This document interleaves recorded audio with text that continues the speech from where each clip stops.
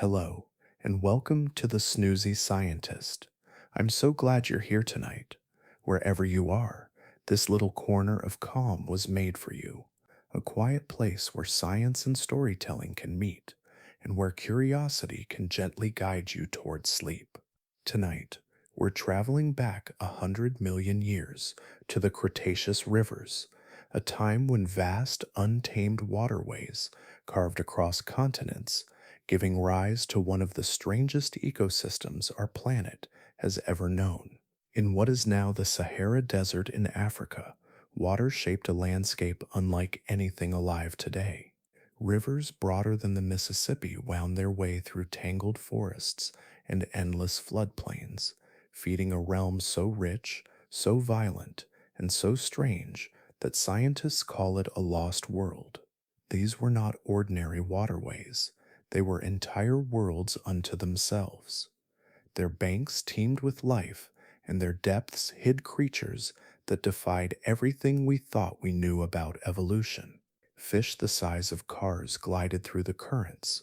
Crocodiles longer than buses waited motionless at the edges, ready to drag dinosaurs into the dark. And at the top of this strange hierarchy was a hunter unlike any the earth had seen before. Spinosaurus, standing taller and longer than T. Rex, yet it was no land-stalking hunter. It ruled the rivers, built not for chasing prey across plains, but for slipping silently beneath the water's surface, its sail cutting through the shallows, jaws snapping through the current in search of a meal. This was a world where familiar rules broke down, where apex predators swam instead of ran, where forests gave way to floodplains, and where life's greatest battles were fought beneath the surface rather than above it. And then this entire world disappeared. The rivers dried, the forests vanished, the monsters were forgotten, buried beneath shifting sands, their bones were scattered and erased, some destroyed by time, others destroyed in a bombing raid during World War II, and many simply waiting, undisturbed beneath the desert sand. But piece by piece, scientists are rediscovering what once was, and with every fossil uncovered, the shape of this forgotten world becomes clearer, a place where evolution stretched its imagination, where ecosystems thrived in ways we are only just beginning to understand. Tonight, we'll follow the faint echoes of this forgotten realm. We'll trace the winding paths of vanished rivers. We'll meet the apex predators that once ruled them, and we'll step into a world that was never meant to exist, a world that thrived, vanished, and still whispers beneath the sands. If you're already enjoying this gentle space, it would mean a lot if you gave this video a soft like, maybe even subscribed, if you'd like more slow science stories like this. And if you feel comfortable sharing, tell me in the comments where you're listening from tonight and what time it is there. I always love seeing how far across the world these stories travel. So now, take a deep breath, let your shoulders soften, and let's begin our journey into the lost world of Cretaceous rivers.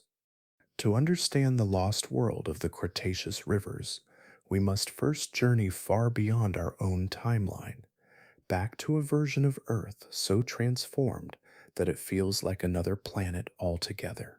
100 million years ago, in the heart of the mid-Cretaceous period, our world was still assembling itself. Continents drifted slowly across the globe, oceans crept inland, and the air itself carried a chemical makeup and weight we would barely recognize. The first sensation in this ancient world would be the warmth. Earth was deep inside a greenhouse phase, and by modern standards it was extreme. Carbon dioxide levels were several times higher than today, trapping heat beneath a dense atmospheric blanket. Global temperatures were on average more than 10 degrees Celsius warmer than those we know. Winters, where they existed at all, were mild and damp. There were no permanent polar ice caps. Instead, forests stretched to the edges of the planet, filling high latitudes with towering conifers, redwoods, and ferns. Fossilized tree stumps found in what is now the Canadian Arctic still bear the marks of those forests, proof that even months of darkness could not hold back the warmth. The effects of this climate were everywhere. High temperatures melted ancient ice and raised sea levels hundreds of feet above what they are now. Low-lying regions vanished beneath shallow seas. Vast inland waterways split continents apart, turning familiar land masses into island chains and archipelagos. The geography of the world was constantly changing, reshaped by the rise and fall of water. Wind and weather patterns were different too. The stronger greenhouse effect meant that warm air held more moisture, and that moisture was carried far from the coasts. Regions that are deserts today were once swept by storms and steady rains. Clouds gathered over interior plains and released torrents of water across landscapes that had never before felt such abundance.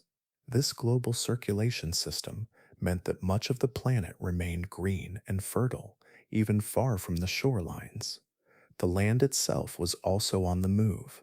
Africa, for instance, looked nothing like the continent we know. For hundreds of millions of years, it had been bound to other landmasses as part of the southern supercontinent Gondwana. But by the mid-Cretaceous, this colossal landmass was breaking apart. Deep beneath the crust, molten rock surged upward, tearing the supercontinent into drifting fragments. These tectonic plates moved slowly but irresistibly, dragging entire continents along at the pace of a few centimeters each year. Africa was being carried northward, setting the stage for future collisions that would raise the Alps and carve out the Mediterranean. This slow continental rearrangement reshaped the surface of the planet in countless ways. As Gondwana fractured, rifts and basins formed across its interior. Many were flooded by encroaching seas or filled with sediment carried by runoff.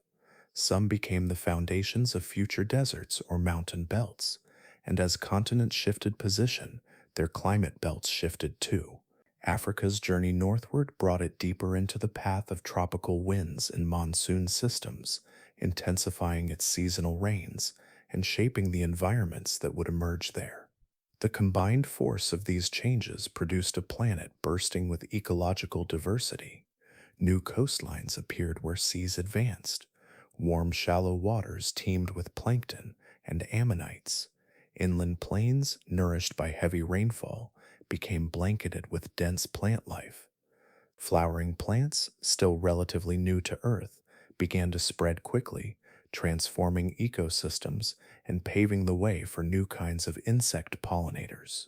Even at the poles, temperate forests thrived, and rivers of meltwater flowed beneath a sky that never knew the cold we now associate with those regions.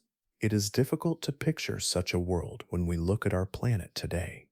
Where icy wastelands stretch across the poles, there were once wetlands and forests. Where continents are sharply defined, there were once inland seas and drowned shorelines. The world was wetter, greener, and warmer, a place where climate, geography, and biology were deeply intertwined. The Earth itself was alive and restless, its continents drifting, its atmosphere evolving, and its ecosystems expanding into every available space. This was the stage upon which the story of the Cretaceous rivers would unfold. The planet's warmth, its changing geography, and its atmospheric engine created the conditions for vast networks of freshwater systems to form. Before the first of those rivers carved their way across the land, before they became the heart of ancient ecosystems, Earth itself had to become a world capable of sustaining them. It was a planet in transition, reshaped by heat and water, and it was this restless, dynamic Earth that gave rise to one of the most extraordinary chapters in the history of life. Today, the Sahara stretches like an endless ocean of silence.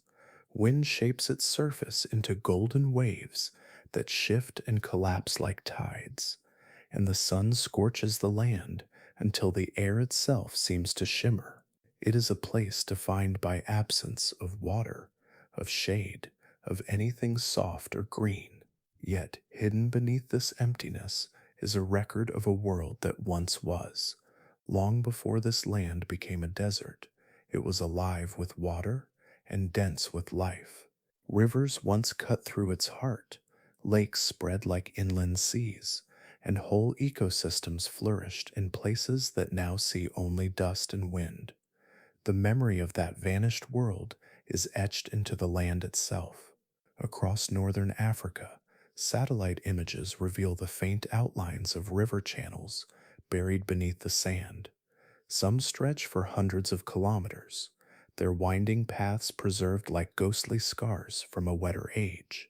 They trace the roots of ancient waterways that once linked upland streams to vast floodplains and deltas. Scientists follow these patterns to other clues hidden beneath the dunes, layers of soil long sealed away from the surface, still threaded with fossilized roots from trees that once lined the riverbanks. These roots do not belong to hardy desert shrubs. They come from plants that required abundant water, dense gallery forests, marsh-loving vegetation, and lush undergrowth that could only have thrived in a landscape sustained by steady rainfall. In other layers, the Earth's memory runs even deeper. Sediments preserved from this ancient time are rich with traces of freshwater life. Microscopic shells of plankton and algae are sealed within layers of mudstone and silt. Scales from ancient fish and the pollen of wetland plants still cling to grains of rock. These delicate clues reveal that the region was once dominated by vast networks of rivers, lakes, and marshes. They also tell us that this was not a fleeting episode of wetness. Water flowed here for millions of years, returning season after season, nourishing a complex ecosystem that endured far longer than human civilization has existed. The source of this abundance lay high above, in the patterns of the ancient sky. During the mid-Cretaceous, Earth's atmosphere was heavy with moisture, and weather systems behaved differently than they do today. Powerful monsoon winds formed as warm air rose over the land, pulling in water vapor from nearby seas. That moisture condensed into towering clouds that released torrents of rain across the continent. The rainfall was not rare or unpredictable. It came with the regularity of the seasons, drenching the land year after year and feeding a continuous hydrological cycle. Rivers swelled with each wet season and retreated slightly in the dry, but the land never truly dried out. This rhythmic pulse of water shaped the landscape in profound ways. Rain collected in low-lying basins and hollows, forming broad lakes and swampy wetlands. Streams merged and braided into large waterways that wound slowly across the plains, often spreading far beyond their banks during peak rains. These seasonal floods deposited rich layers of silt that fertilized the soil, allowing vegetation to grow thick and tall. Forests crowded along the water's edge, their roots binding the banks and shading the channels. Beyond them stretched wide expanses of grasslands and fern meadows, punctuated by stands of cycads and early flowering plants. The land would have appeared more like a tropical river valley than the desolate desert we see today. This transformation created an environment that teemed with life. Freshwater fish thrived in the rivers and lakes, some growing to sizes that would dwarf their modern relatives. Amphibians and turtles flourished in the shallows. Massive crocodilian predators lurked in the muddy margins, while pterosaurs swept overhead, searching for fish near the surface. Dinosaurs of all sizes were drawn to the water's edge to graze on vegetation or hunt prey. Even small organisms, from insects to mollusks, found niches in this network of habitats. The abundance of water and the variety of environments it created allowed life to diversify and specialize, filling every available space. The evidence of this lush world is still there, buried beneath the dunes. Each ancient river channel, each layer of pollen-rich sediment, and each fossilized root is a piece of a story almost erased by time.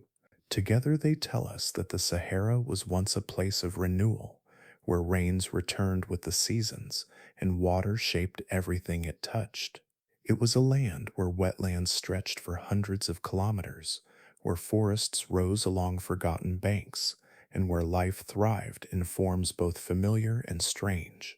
And though the surface is now silent and barren, the stone below still remembers the age when northern Africa was green, wet, and alive.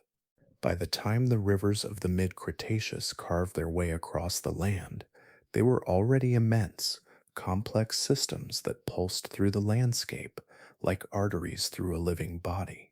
They were not simple channels of flowing water, but dynamic worlds in constant motion, reshaping the ground they crossed and sustaining entire webs of life. These rivers had no single form.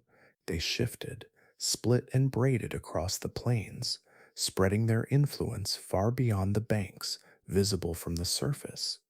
From the air, a Cretaceous river system would have appeared like a living network, its channels branching and weaving together as they snaked toward distant basins.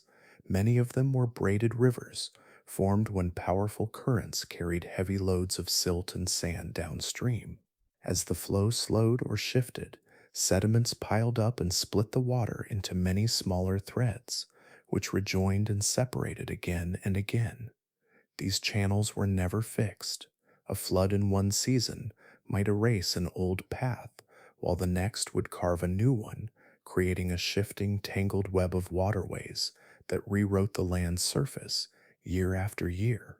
At the heart of this system lay vast floodplains that stretched as far as the eye could see. When the rivers swelled during wet seasons, water spilled out of its channels and spread across these low-lying plains, carrying with it a rich cargo of nutrients. As the waters receded, they left behind fresh layers of fertile silt and clay, building soils that nourished dense vegetation. Fern groves and cycads flourished in these deposits, along with the first great forests of flowering plants. The floodplain was never static. New vegetation rose where old channels once ran, and new waterways sliced through regions that had once been dry. This ever-changing mosaic of habitats created niches for countless species, each adapted to a slightly different patch of this watery landscape. The rivers did not flow as single steady streams. They were alive with features that shaped how life interacted with them. In places where the current curved sharply, the water's momentum carved deep meanders that looped through the land like coils of rope. When a bend became too extreme, the river sometimes cut through the narrow neck of land and abandoned its old path. The result was an oxbow lake, a crescent of still water cut off from the main flow. These quiet backwaters became nurseries for young fish and amphibians, protected from the turbulence of the main channel. Reeds and water plants crowded their margins, while flying reptiles and primitive birds circled overhead, drawn by the abundance of prey. Farther downstream, the rivers often fanned out into enormous deltas, where the current slowed and dropped its heavy load of sediment. These were sprawling wetlands of branching channels, muddy islands, and shallow lagoons. In these nutrient-rich waters, microscopic algae formed the foundation of a food web that supported everything from swarming fish to massive herbivorous dinosaurs grazing on the lush vegetation along the shores. Every flood season, the river added new layers to the delta, reshaping its structure and expanding its reach into the surrounding lowlands. For life, these rivers were more than water. They were corridors that linked distant habitats and acted as highways for migration. Dinosaurs followed their courses to find food and breeding grounds. Reptiles and amphibians nested along their edges. Fish swam upstream to spawn in protected shallows, and the currents themselves carried seeds far beyond their parent plants, allowing vegetation to colonize new ground. The rivers shaped the distribution of species across entire regions, bringing together organisms that might otherwise never have crossed paths. Yet the same rivers that connected could also divide. As they shifted course or split into separate branches, they isolated populations from one another. A group of fish trapped in an oxbow lake might diverge from its relatives in the main current, evolving unique adaptations to their still water environment. Populations of herbivorous dinosaurs separated by a new channel might slowly evolve into distinct species, each shaped by slightly different pressures. In this way, the rivers acted as both bridges and boundaries, guiding the evolutionary path of life through connection and separation alike. Their unpredictable rhythms imposed constant challenges. A single flood could wipe away a nesting ground. A season of drought could shrink a mighty waterway into a chain of shallow pools, forcing predators and prey into sudden, intense competition. Species that endured such pressures often did so by evolving sharper senses, more efficient hunting strategies, or flexible diets. Over generations, these adaptations sculpted the bodies and behaviors of creatures that called the river home, creating forms exquisitely tuned to a life of constant change. Predators found endless opportunity within this shifting world. Spinosaurus patrolled the labyrinth of channels, its body adapted for hunting fish in deep water. Sarcosuchus, a crocodilian giant, lurked along the muddy banks, launching explosive ambushes on anything that ventured too close. Above them, pterosaurs soared low over the surface, diving to snatch prey from the water below. Even small predators thrived here, stalking the undergrowth or scavenging along the shores. The river shaped their movements, their strategies, and their very survival. Every meander, every floodplain, every shifting channel was part of a vast living system that touched nearly every form of life around it. These rivers did not merely run through the landscape, they built it, layer by layer, over millions of years, and in doing so, they shaped the very course of evolution itself. Long before scientists could reconstruct the vanished world of the Cretaceous rivers, they had only fragments to guide them. At first, these were nothing more than scattered bones, eroding from sandstone under the relentless desert sun. Each piece was a mystery unto itself, offering glimpses of a story that was far larger and more complex than anyone could yet imagine. The process of uncovering that story would unfold over more than a century, a slow and careful excavation, not just of fossils, but of an entire forgotten ecosystem. In the early decades of the 20th century, a German paleontologist named Ernst Stromer journeyed deep into the remote Baharia oasis of Egypt. The region was harsh and remote, yet it promised something extraordinary. Local accounts told of strange bones weathering from the ground, and Stromer was determined to find them. Over the course of several expeditions in the 1910s and 1920s, he and his team unearthed fossils that defied expectations. Among them were the remains of a predator unlike any previously discovered. Its vertebrae towered like the spines of a ship's sail, and its teeth were long and conical, shaped more like those of a crocodile than a land-dwelling hunter. Stromer gave it a name, Spinosaurus aegyptiacus. Even with only partial remains, it was clear this animal had lived a life very different from most of its kin. Yet the fossil record was incomplete, and for decades scientists had little more to work with than Stromer's field notes and sketches. It was as though the bones had offered a single tantalizing sentence from a story thousands of pages long. The ground, however, still held many more pages. As the 20th century went on, expeditions returned to the Baharia Formation and to other fossil-rich deposits scattered across northern Africa. They began uncovering not just the bones of Spinosaurus, but traces of an entire vanished community. Enormous fish scales surfaced from ancient sediments, evidence of freshwater giants that once swam through prehistoric channels. The armored jaws of crocodilian predators appeared, their teeth still lined with the scars of a life spent ambushing prey. Fossilized shells from turtles, amphibian limb bones, and fragments of flying reptile wings painted a picture of a thriving wetland ecosystem, one that had supported a diversity of life far greater than anyone had suspected.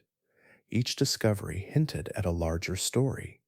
These were not the remains of creatures that had lived on dry plains or in forested uplands. They were the inhabitants of a vast freshwater realm, one defined by rivers, lakes, and swamps. And the more researchers uncovered, the clearer that picture became. What had once been imagined as a barren desert had millions of years earlier been a landscape shaped and sustained by water. In the past few decades, new technologies have transformed the search for this hidden world. High resolution satellite imaging, capable of detecting subtle variations in topography and soil composition, has allowed scientists to map ancient river channels that lie buried beneath modern sands. From hundreds of kilometers above the earth, faint outlines of braided waterways appear, tracing the paths of rivers that vanished tens of millions of years ago. These ghost channels reveal networks of floodplains, deltas, and inland basins that once formed the heart of a vibrant ecosystem. Ground based technologies have been equally transformative. Ground penetrating radar, for example, sends electromagnetic waves deep into the earth, reflecting back signals that reveal buried structures without the need for excavation. Using this method, researchers can locate fossil rich strata, identify sediment layers laid down by flowing water, and even detect subtle changes in soil chemistry that point to ancient flood events. Combined with detailed geochemical analysis, these tools allow scientists to reconstruct the environments in which these prehistoric creatures lived, the temperature of the water, the flow of the rivers, the seasonal rhythms of flooding and drought. Chemical signatures locked within fossilized bone and sediment tell their own stories. Isotopic ratios, preserved for tens of millions of years, reveal the diets of ancient animals and the sources of the water they depended on. They show that some predators fed almost exclusively on aquatic prey, while others were opportunists, thriving in the shifting boundary between land and water. Through these chemical fingerprints, scientists are learning not just who lived in this vanished ecosystem, but how they lived and interacted.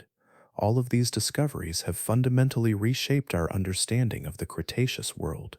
For much of the last century, paleontology imagined dinosaurs primarily as land-bound creatures roaming plains and forests. But the evidence from northern Africa has forced a profound shift in perspective. It reveals that some dinosaurs evolved in close partnership with freshwater environments, that rivers and wetlands were not just marginal habitats, but central arenas of evolution, and that ecosystems once flourished where deserts now reign. Every new fossil adds depth to that story. A fragment of a jawbone reveals a predator's diet. A cluster of fish scales hints at the structure of ancient food webs. A buried riverbed exposes the shape of the land itself. Piece by piece, these clues allow scientists to reconstruct a world that has been gone for nearly 100 million years, a world where water shaped everything and where life followed its currents into extraordinary forms. For decades, the image of a dinosaur apex predator was a familiar one, a towering hunter with knife-like teeth and powerful legs, stalking its prey across the land. Creatures like Tyrannosaurus rex embodied that vision, dominating the prehistoric imagination as unstoppable land-based killers. But deep within the river systems of Cretaceous Africa, nature wrote a different story. Here, evolution shaped a predator that shattered every expectation, a creature so unusual that it forced scientists to rethink what dinosaurs could be. This was Spinosaurus aegyptiacus, the river's undisputed ruler, and one of the strangest apex predators the planet has ever seen. Even its bones tell a story unlike any other. Spinosaurus was longer than T. rex, stretching more than 50 feet from snout to tail. Its skull was narrow and elongated, shaped more like a crocodile's than a traditional theropod's. The jaws were lined with long conical teeth that lacked the sharp, serrated edges typical of meat-eating dinosaurs. Instead of tearing flesh, these teeth were perfectly designed for gripping slippery prey like fish. Fossilized jaws even show tiny pressure sensors near the snout, similar to those found in modern crocodilians, which allow them to detect movement in the water. This was not the mouth of a land hunter. It was the tool of a predator that made its living beneath the surface. The body of Spinosaurus also broke the mold. Most theropods had hollow, lightweight bones to help them move quickly on land. Spinosaurus was different. Its bones were unusually dense and heavy, a feature more common in aquatic animals like penguins or hippos. This extra weight helped it stay submerged, countering the natural buoyancy that would have kept a lighter animal afloat. Instead of sprinting across plains, Spinosaurus was built to slip beneath the water's surface and remain there, moving with stealth and control. Its tail, too, told a story of aquatic adaptation. In the past, reconstructions often showed Spinosaurus with a tail like that of other theropods, stiff and tapered, useful for balance but not propulsion. But new fossil discoveries revealed something unexpected: a broad, paddle-like tail with tall, flexible spines. Experiments using robotic models of the tail showed that it could generate powerful thrust in water, functioning much like the tails of modern crocodiles or newts. This was a predator that did not merely wade into rivers, it swam. Other parts of its anatomy supported this semi-aquatic lifestyle. Its long, narrow limbs lacked the heavy musculature of a running hunter, suggesting it was less agile on land. Its nostrils sat farther back on its skull, allowing it to breathe while most of its head remained submerged. And the enormous sail rising from its back, formed by elongated neural spines, may have played a role in thermoregulation or display. But in water, it also acted as a stabilizer, helping the animal maintain balance as it maneuvered through the current. Scientific evidence beyond the bones strengthens the case for an aquatic life. Isotope analysis of Spinosaurus teeth has shown oxygen signatures that match those of semi-aquatic animals, indicating that it spent much of its time in water. Bone microstructure studies reveal density patterns similar to diving animals rather than land-dwelling predators.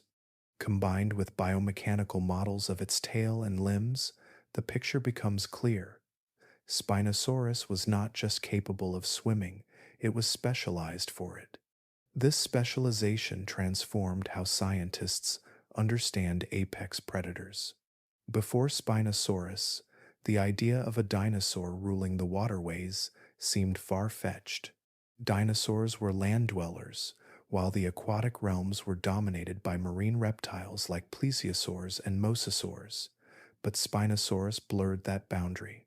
It was a dinosaur that abandoned the land as its primary hunting ground, carving out an ecological niche that no other large theropod had occupied. Its prey were not fleeing herbivores on dry ground, but massive fish that lurked in the depths of ancient rivers. The emergence of Spinosaurus also revealed how powerful evolutionary pressures can be in shaping life. The abundance of aquatic prey in the Cretaceous river systems created an opportunity, and Spinosaurus evolved to exploit it with unmatched efficiency. Over generations, its body became more streamlined, its bones heavier, its tail more powerful, and its senses more attuned to the watery world. It was no longer bound by the rules that defined its land-based cousins. Yet, despite its unusual features, Spinosaurus was no less fearsome. Fossil evidence suggests it grew larger than any other known theropod, reaching lengths of more than 50 feet and weights of 7 tons or more. Its powerful jaws could snap through thick fish skulls, and its tail-driven bursts of speed made it a deadly ambush predator beneath the surface. In a world where most dinosaurs ruled with speed and strength on land, Spinosaurus ruled with stealth and precision in the water. The discovery of this rule breaking predator did more than add a new chapter to the dinosaur story. It reshaped the way scientists think about evolution, showing that even the most iconic groups of animals can adapt to unexpected environments. In the world of the Cretaceous rivers, Spinosaurus proved that dominance was not confined to the land. It was written in the currents, sculpted by water, and embodied in a creature that redefined what it meant to be an apex predator. For more than a century, scientists believed they understood the story of the great predatory dinosaurs. These were the masters of their worlds, swift and powerful, built to run down prey and tear it apart with bone-crushing jaws. Their realm was the land, their strategies were terrestrial, and their evolutionary story seemed to follow a single, confident path. From the Jurassic hunters like Allosaurus to the towering Tyrannosaurus rex, the pattern held steady. Theropods were land dwellers, apex predators defined by speed, strength, and dominance on solid ground. Then Spinosaurus forced the story to change. At first, it was treated as an oddity, a curious branch on the theropod family tree. But as evidence mounted, the picture became more radical. Spinosaurus was not simply a predator with unusual features. It was a creature that had broken the fundamental rules of what it meant to be a dinosaur hunter. It did not fit neatly into the established categories scientists had relied on for decades. It did not hunt where most other theropods hunted, nor did it behave like them. It had carved out an ecological role so strange and so unexpected that its existence reshaped how scientists thought about evolution itself. The revelation was not just that Spinosaurus could swim, but that it lived a life deeply entwined with water. It was not a land predator that occasionally waded into rivers to snatch fish. It was a hunter that built its existence around the aquatic world, a specialist in an environment that most of its relatives ignored. That fact alone overturned long-held assumptions. For generations, paleontologists believed dinosaurs had rarely crossed into fully aquatic niches. Marine reptiles like plesiosaurs and mosasaurs had done so, but they were not dinosaurs. Spinosaurus blurred that line completely. It showed that even among the dominant land predators of their age, evolution could push a lineage back toward the water. The implications rippled far beyond the anatomy of one species. If a large theropod could evolve into a semi-aquatic predator, what other evolutionary experiments might have taken place in environments once thought off-limits to dinosaurs? If rivers and lakes could support creatures as specialized as Spinosaurus, then freshwater ecosystems were not just peripheral to dinosaur evolution, they were central arenas of adaptation and innovation. Spinosaurus also forced scientists to rethink how ecosystems themselves were structured. The traditional picture of the Cretaceous was one of clearly divided domains, land ruled by dinosaurs, seas by marine reptiles, skies by pterosaurs. But Spinosaurus dissolved those boundaries.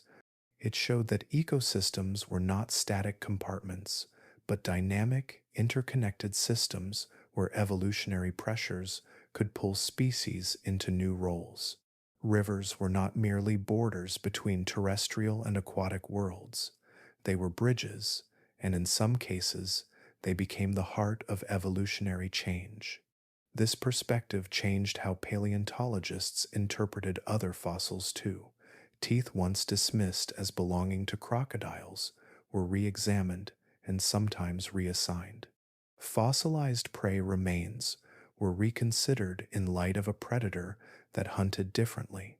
Even trackways and sediment layers were reinterpreted with a new lens, one that recognized that dinosaurs might have interacted with aquatic environments in ways that had long gone unnoticed.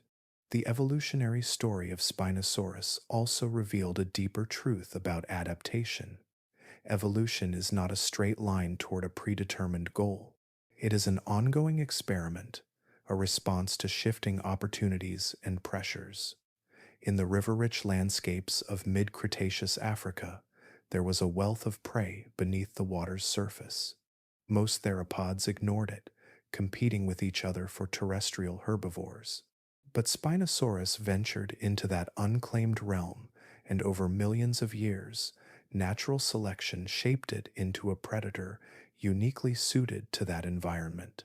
Its existence was a vivid demonstration of how life can exploit opportunities others overlook. Even the enigmatic sail on its back, a feature that continues to spark debate, hints at this evolutionary creativity. Some scientists propose it helped regulate temperature during long periods spent in the water. Others think it was a display structure, used to communicate with rivals or attract mates. Whatever its purpose, it stands as a symbol of Spinosaurus's departure from the norm, an evolutionary experiment layered on top of an already radical shift in lifestyle. Perhaps the most profound impact of Spinosaurus was philosophical. It reminded scientists that their understanding of the past is always incomplete, that the fossil record is a patchwork full of surprises. It showed that even within groups as well studied as theropod dinosaurs, there are chapters of the evolutionary story still hidden, waiting to overturn assumptions and rewrite textbooks. And it revealed that evolution is far more versatile than even the most imaginative reconstructions had suggested. Spinosaurus was more than a predator that adapted to rivers. It was a signpost, pointing to the vast range of possibilities that life can explore when environmental pressures and evolutionary potential meet. It expanded the definition of what dinosaurs could be, proving that even the most dominant lineage on land could reinvent itself when opportunity called from the water's edge. In doing so, it did not just change how scientists saw one species, it changed how they understood the entire narrative of life on Earth. For all the power and mystery that surrounded Spinosaurus, it was not the only ruler of the Cretaceous rivers. In those same waters and along those same muddy banks, another predator watched from the shadows. It was ancient even in the age of dinosaurs, a relic of a lineage that had survived since the time of the first reptiles. It did not need to chase its prey or outsmart its rivals. It only needed patience, power, and the element of surprise. Scientists call it Sarcosuchus imperator, the flesh crocodile, but many simply call it by a name that captures its scale and ferocity, super croc. At more than 40 feet long from snout to tail, Sarcosuchus was among the largest crocodilians to ever live. It outweighed a modern saltwater crocodile by several tons and stretched longer than a city bus. Its skull alone was nearly as long as a human is tall, and it was lined with over 100 conical teeth, each one designed for gripping, holding, and crushing. Unlike modern crocodiles, whose snouts are narrow and specialized for fish, Sarcosuchus had a broad, heavy skull built for power. Its jaws could deliver a bite force that may have exceeded 16,000 pounds per square inch, enough to crush bone or splinter the armor of a young dinosaur. Life for Sarcosuchus was a game of patience. It did not chase its prey across the floodplains or stalk them through the forests. It waited, lying almost completely submerged in the shallows, its eyes and nostrils barely breaking the surface. It could remain motionless for hours. Prey animals approaching the river for a drink would see only still water. They would not notice the massive predator waiting beneath until it was too late. When the moment came, Sarcosuchus exploded from the water with astonishing speed. Its jaws clamped shut in less than a second, dragging even large prey into the depths with irresistible force. The fossil record offers silent but telling evidence of these encounters. Deep gouges on dinosaur bones found near ancient riverbanks match the spacing and shape of Sarcosuchus teeth. Some show signs of violent twisting and crushing, patterns that occur when a crocodilian performs a death roll to dismember its prey. Even juveniles of large herbivorous dinosaurs were not safe. Tracks and bite marks suggest that Sarcosuchus targeted anything that came too close to the water's edge, from unwary hadrosaurs to small theropods. But Sarcosuchus was more than just a shoreline ambusher, it was a master of its environment. Fossil evidence suggests that it moved between deep channels and quiet oxbow lakes, sometimes venturing far from the main current to hunt or bask. Its heavy armor of bony plates, called osteoderms, helped regulate its body temperature and offered protection during battles with rivals. Its sense of smell was highly developed, allowing it to detect carrion or hidden prey beneath the water. Even its nostrils, perched high on its snout, allowed it to breathe while nearly invisible, blending perfectly with the surface of the river. In this watery world, Sarcosuchus and Spinosaurus lived side by side. Both were apex predators, and both dominated their surroundings. Yet they did not simply destroy one another in endless conflict. Instead, they carved out separate niches in the same ecosystem. Spinosaurus roamed the deeper channels, swimming through the current in pursuit of large fish, while Sarcosuchus preferred the river's edges, ambushing anything that ventured too close to land. Their hunting strategies, though overlapping at times, minimized direct competition. There may have been confrontations, a territorial dispute over a favored stretch of river, perhaps, or a battle over a carcass, but the fossil record suggests that the two giants were able to coexist for millions of years. This balance shaped the entire ecosystem around them. Prey species evolved behaviors to reduce their risk near the water.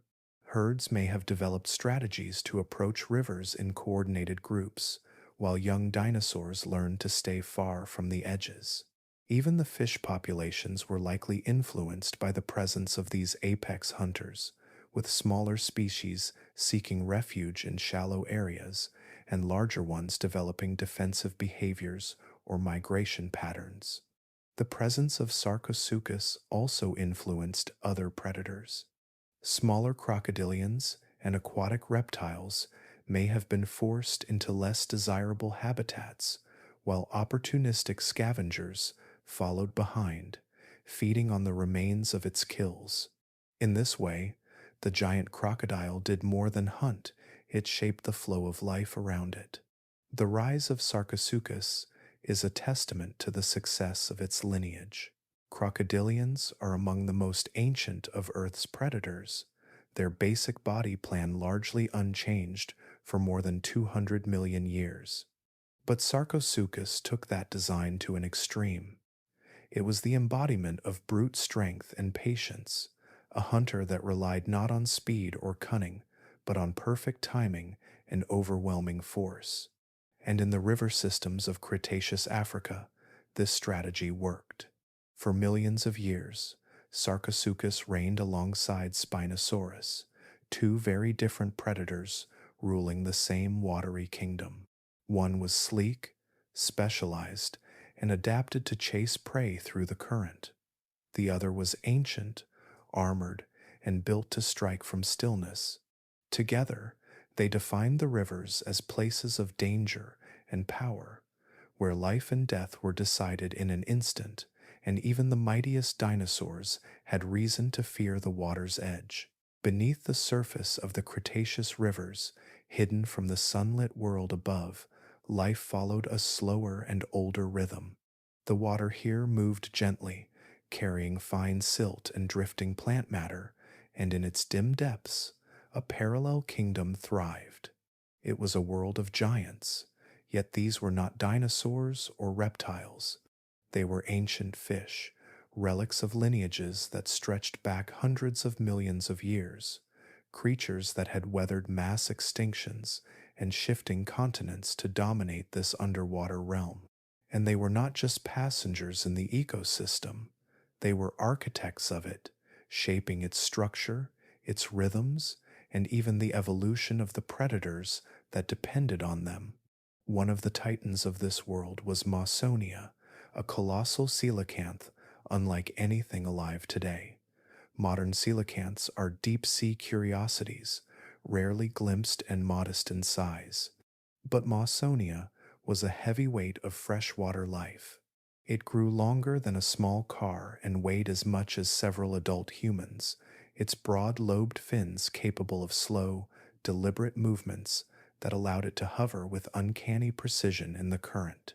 Its physiology was not built for speed, but for endurance and control, an approach that made it a dominant presence in deep channels and still waters.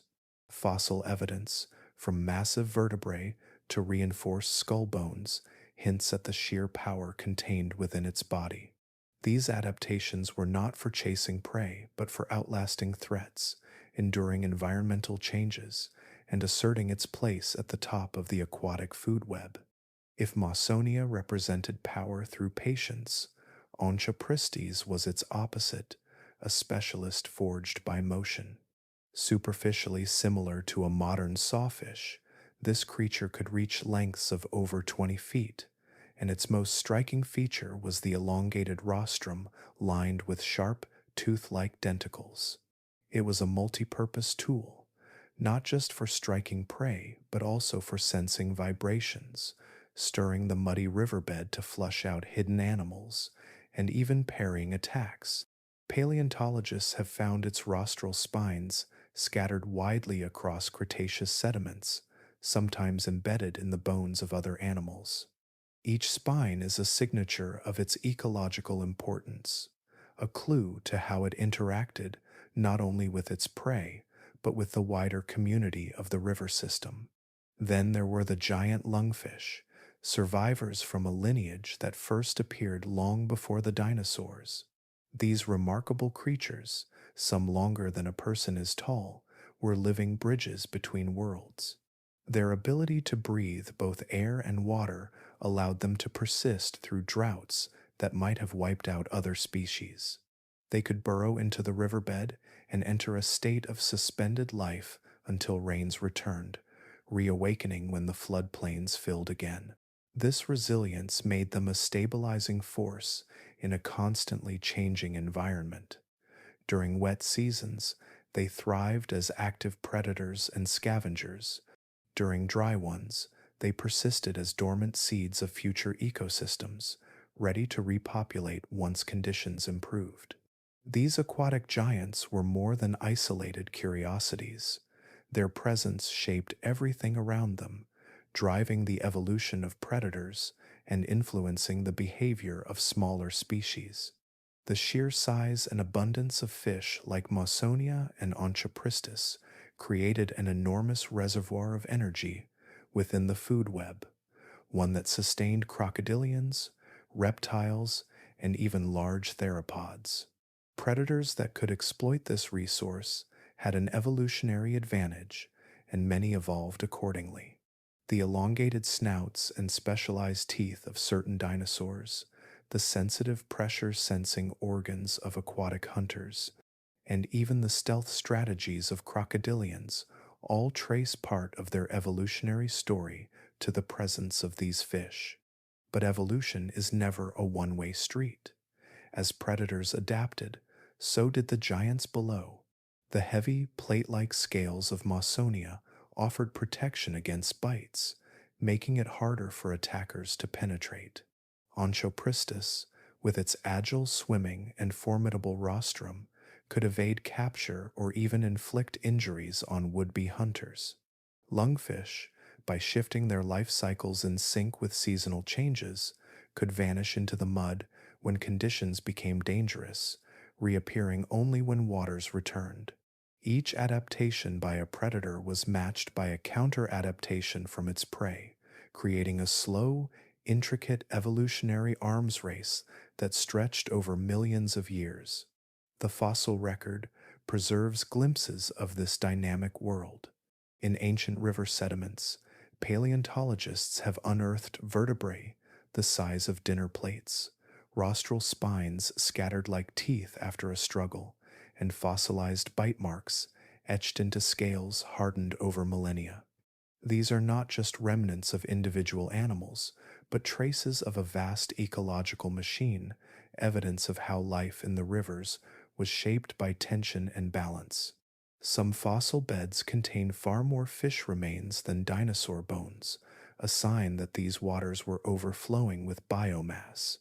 The rivers were not passive backdrops, but living systems, pulsing with energy and complexity beneath their surface. What happened below the waterline mattered profoundly to the world above it. The abundance of aquatic life influenced migration patterns, shaped predator behavior, and even altered the chemistry of the water through nutrient cycling. And when rivers shifted course or dried away, it was these fish, resilient, adaptive, and deeply woven into the ecosystem, that determined how life would recover and evolve. The rivers of the Cretaceous were kingdoms of more than dinosaurs. Beneath their calm surfaces, an ancient drama unfolded, one of adaptation and counter-adaptation, power and persistence. It was a story written in scales and fins, rather than teeth and claws, a story that sculpted the very structure of life in the water and beyond.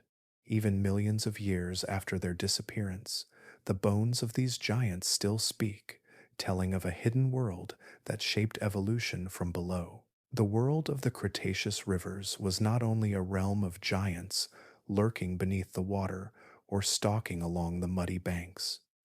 Life filled every layer of this ecosystem, and the skies above were no exception.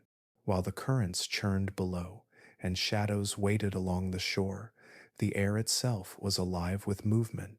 High above the water's shimmering surface, wings stretched wider than the height of a grown human beat against the wind. They belonged to the pterosaurs, the ancient masters of flight, who turned the rivers into their hunting grounds. Among the most striking of these aerial hunters was Alanka, a pterosaur unlike any bird that has ever flown. Its wings stretched more than 15 feet from tip to tip, their thin, leathery membranes held aloft by elongated fingers. Fossils suggest that Alanka was built for soaring, not flapping. It used warm air currents rising from the heated landscape to glide effortlessly across vast distances, conserving energy as it patrolled the waterways below. Its long, slender beak was toothless, shaped almost like a pair of tongs, and perfect for plucking fish from just beneath the water's surface. Sharing the skies with Alanka was Coloborhynchus, another pterosaur adapted to a life spent hunting over rivers. While smaller than Alanka, it was no less specialized. Its jaws were lined with pointed teeth angled forward, a design that acted like a fishing spear. Coloborhynchus often hunted by skimming low over the water, its wings cutting through the air in long, graceful strokes. When it spotted movement below, it would dip its beak into the water with precise timing, snapping up fish in mid-flight without ever needing to land. The techniques these flying reptiles used were as varied as their forms. Some likely employed a method called surface skimming, in which they glided just above the water, dragging their lower jaws through the current to snatch unsuspecting prey. Others might have hovered briefly before plunging downward to grab a fish in a quick strike. Some species even waded along the shallows on foot, probing the mud for small aquatic animals. The diversity of hunting strategies mirrored the diversity of the rivers themselves, where countless opportunities awaited those who could master the air. The relationship between these pterosaurs and the river's aquatic life was complex and dynamic. Fossil evidence reveals just how deeply intertwined their fates were. In layers of ancient sediment, paleontologists have uncovered pterosaur bones in the same strata as fish remains, crocodilian teeth, and Spinosaurus fossils, suggesting that these creatures shared the same habitats and often crossed paths. Pterosaur droppings, known as coprolites, sometimes contain fish scales and small bones, providing direct evidence of their diet. In rare cases, fish fossils have been found with puncture marks from pterosaur teeth, frozen moments of predation preserved in stone. This web of interactions shaped both predator and prey. The abundance of fish in the Cretaceous rivers provided a steady food supply, allowing pterosaur species to grow large and thrive. But the presence of aerial hunters also influenced the behavior of the fish themselves. Some species evolved schooling behaviors, gathering in tight groups near deeper waters where they were harder to reach.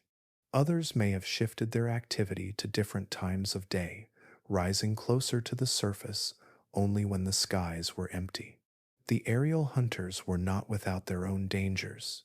The rivers below were filled with threats, and the boundary between air and water was not always a safe one. A misjudged dive or an extended glide too close to the surface could end with a crocodilian's jaws snapping shut or a Spinosaurus lunging upward from below. Fossil evidence suggests that some pterosaurs did not escape these encounters. Broken bones and tooth marks on fossilized wings hint at predators striking when the opportunity arose. Even the skies themselves were not without competition. Pterosaurs likely competed with each other for fishing territories, their interactions ranging from mid-air displays to aggressive skirmishes. Their dominance in this aerial realm speaks to their remarkable adaptations. Pterosaurs had hollow, lightweight bones that reduced their body mass without sacrificing strength, allowing them to remain airborne for long periods. They possessed large breast muscles and a keeled breastbone that anchored powerful flight muscles, giving them the endurance needed to travel along river systems that stretched for hundreds of miles. Their keen eyesight, sharper than that of most modern birds, allowed them to spot ripples or flashes of silver from high above. These traits made pterosaurs the perfect complement to the predators below. While Spinosaurus hunted beneath the surface and Sarcosuchus waited in ambush along the shore, Elanca, Coloborhynchus, and their kin patrolled the air. Together, they formed a multi-layered network of predators that ensured few creatures in the rivers escaped the grasp of tooth, claw, or wing. Each layer of the ecosystem influenced the others, and the aerial hunters were no exception. They were as vital to the balance of this world as the fish they hunted and the predators they evaded. For millions of years, these flying reptiles ruled the skies over the Cretaceous waterways. Their silhouettes would have been a common sight against the wide blue expanse, gliding silently as shadows rippled across the water below. And though their bones are rare and delicate, scattered in fragments across ancient rock, they speak of a world where the air above the rivers was as alive and contested as the depths beneath a place where evolution stretched its creativity to the skies, shaping creatures whose mastery of flight made them kings of the air. Along the riverbanks of the Cretaceous world, the water often appeared calm. Sunlight danced across the surface, reeds rustled gently in the wind, and herds of herbivores gathered to drink. Yet beneath that stillness, a far older story was unfolding, one written in patience and perfected over tens of millions of years. It was the story of the crocodilians, ancient predators whose greatest strength was not their speed or size, but the timeless strategies that allowed them to dominate river ecosystems longer than almost any other group of animals on Earth. These strategies were not invented by a single species like Sarcosuchus. They were the result of a lineage that had been refining the art of the ambush since long before the first dinosaurs evolved. Fossil evidence shows that crocodilian ancestors were already using stealth-based hunting methods more than 200 million years ago, and those methods changed little by the time they reached their Cretaceous peak. Each refinement was an evolutionary experiment tested by natural selection. Every anatomical feature, every behavioral instinct, was a tool honed to exploit the opportunities that rivers provided. The first principle was patience. In the slow, meandering waterways of Cretaceous Africa, time was an ally to the hunter. Energy was precious, and crocodilians learned early that motionless waiting was more efficient than pursuit. Their bodies adapted to this strategy in subtle but powerful ways. A low, flattened posture allowed them to sink just below the surface, exposing only their eyes and nostrils. Specialized muscles let them remain nearly motionless for hours, conserving energy until the perfect moment. Even their metabolism evolved to sustain long periods of inactivity without weakening their strength. These were not impulsive predators. They were living traps, sculpted by evolution to outlast their prey's attention span. The second principle was invisibility. Crocodilians evolved skin that did more than protect them, it turned them into part of the landscape. Their ridged, irregular surfaces broke up their outline against floating vegetation and drifting debris. Their coloring, a blend of muted browns and greens, mirrored the muddy water and shaded banks. Even their sensory systems contributed to the illusion. Tiny pressure sensors along their jaws could detect the faintest vibrations, allowing them to track movements without breaking cover. This near-perfect camouflage ensured that most prey never realized danger was near until it was too late. The third principle was precision.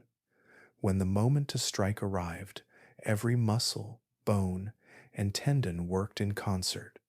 Evolution had shaped crocodilians into living catapults.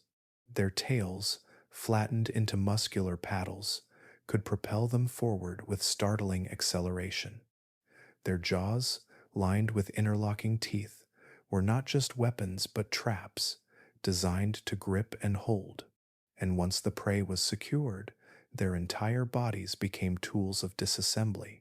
The infamous death roll, a spinning maneuver that tears apart large victims, is thought to have evolved by this time, turning the river into a stage for brutal mechanical efficiency. These behaviors were not isolated acts of violence. They were the foundation of an evolutionary dialogue that stretched across ecosystems. Prey species, constantly under pressure, began to adapt in response.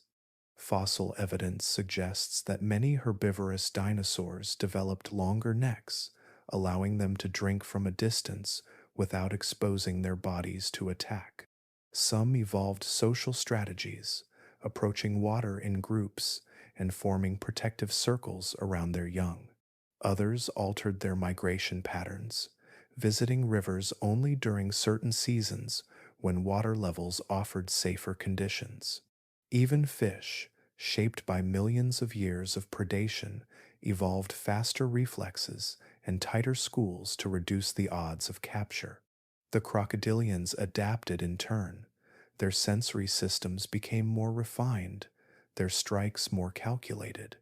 Evidence from fossilized riverbanks suggests they returned to the same crossing points year after year, likely learning where prey would gather and timing their hunts to seasonal migrations. Their intelligence, often underestimated, was part of the strategy. Modern crocodiles demonstrate memory, problem solving, and even coordinated group hunting behaviors that likely have deep evolutionary roots stretching back to their Cretaceous ancestors. This long-running arms race between predator and prey had profound effects on the structure of the ecosystem itself. The presence of crocodilians influenced where animals drank, how they moved, and even how plants grew along the water's edge. Vegetation patterns were shaped by the behavior of herbivores that avoided dangerous areas, while nutrient cycles were altered by carcasses dragged into the water and consumed The crocodilian way of life was not just about killing, it was about shaping the entire rhythm of the rivers. And across more than 80 million years, the same strategy continued to work. Modern crocodiles, though smaller than Sarcosuchus and its ancient kin, still rely on patience, stealth, and precision. They still learn where migrations occur. They still anticipate the movements of their prey. They still use the same evolutionary toolkit that their ancestors perfected in the Cretaceous. In a world where most species rise and fall, crocodilians are a rare constant proof that in nature, strategies that work can endure almost unchanged for geological ages. The rivers of the past were not just places of life and growth. They were also arenas of strategy and adaptation, where predator and prey shaped each other across deep time. And in the shallows, beneath the drifting reeds and the mirrored sky, the masters of ambush waited, silent and patient, as they always had and as they still do today. The rivers of the mid-Cretaceous were arteries of life, shaping every rhythm of the landscape and dictating the movements of those who depended on them. For herbivorous dinosaurs, these waterways were not just sources of water, but the guiding lines of their existence.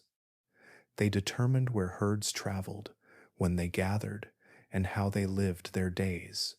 They were roads, pantries, and gathering places all at once, and the lives of countless species unfolded along their banks. The story of those herbivores was one of constant motion. Many species did not remain in one place year-round, but instead followed the rivers as they ebbed and flowed with the seasons. Fossil trackways stretching for dozens of kilometers show parallel paths carved into ancient floodplain mud, traces of great migrations that returned year after year. These journeys were more than simple movements from one patch of vegetation to another. They were carefully timed responses to rainfall patterns, plant growth cycles, and the shifting geography of the waterways themselves. When the wet seasons swelled the rivers and brought lush vegetation to life, herds would follow the fresh growth upstream. As the water receded and floodplains dried, they would move on, always seeking the next reliable source of food and water. Iguanodonts were among the most common travelers along these ancient routes. They were sturdy, beaked herbivores that often moved in groups, their migrations likely spanning hundreds of kilometers in a single season. They grazed on low-lying vegetation along the riverbanks, stripping leaves and stems from young trees and shrubs. Their broad, hoof-like feet were well suited to soft, muddy ground, and their strong legs allowed them to travel long distances without tiring. Fossil evidence suggests that many iguanodont species synchronized their movements with the changing river systems, following predictable patterns year after year in a cycle that mirrored the climate itself. Larger herds of hadrosaurs also traced these paths. These duck-billed dinosaurs were highly social, traveling in numbers that offered protection and coordination. Their migrations were impressive spectacles, vast waves of animals moving across floodplains and through shallow river crossings. Fossilized trackways often capture these moments in remarkable detail. In one site, hundreds of hadrosaur footprints follow a single direction along an ancient watercourse, showing not just a herd on the move, but a disciplined, coordinated migration. The youngest individual's footprints are clustered near the center of the group, suggesting that the herd actively protected its most vulnerable members during their journeys. Behavior near the water's edge was shaped by countless generations of learned responses. Approaching a river was not a simple act of drinking, but a complex ritual built on caution and communication. The dominant individuals of a herd often approached first, scanning the surface for disturbances and listening for signs of movement. Some species may have used their tails to test the ground ahead, sensing vibrations that might hint at hidden dangers beneath the water. Fossilized trackways show moments of hesitation, with animals pausing and shifting direction before stepping forward. These subtle traces capture behavior frozen in time, a herd testing its surroundings before committing to the water. Social communication was vital in these moments. Herbivorous dinosaurs likely used a range of signals, low vocalizations, tail movements, or subtle changes in posture to coordinate their actions. Modern herd animals display similar behaviors, and the evidence from trackways suggests that their Mesozoic counterparts did the same. A ripple in the water might cause a sudden pause. A shared vocalization could trigger a retreat. Even the youngest animals would have understood these signals, their instincts shaped by generations of ancestral experience. Migration routes and daily routines also evolved around environmental patterns. Many herds timed their movements to coincide with dawn or dusk, when temperatures were cooler and water levels were often lower. Fossil evidence suggests that some species returned to the same drinking sites, season after season, creating deeply worn trails that remained visible in the sediment for thousands of years. Others shifted their movements entirely as rivers changed course, adapting to the new geography of the floodplains without hesitation.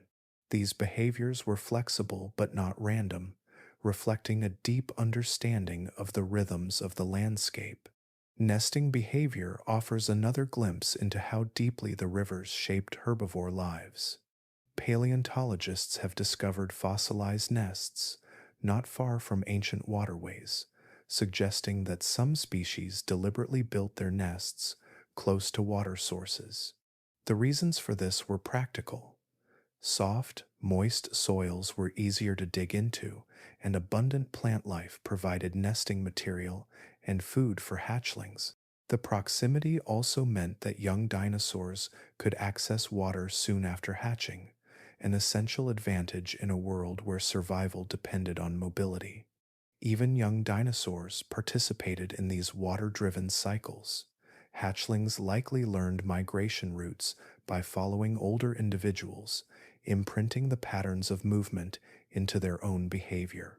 Juveniles may have practiced social signals and group coordination from an early age, skills that would one day help them navigate the challenges of adulthood.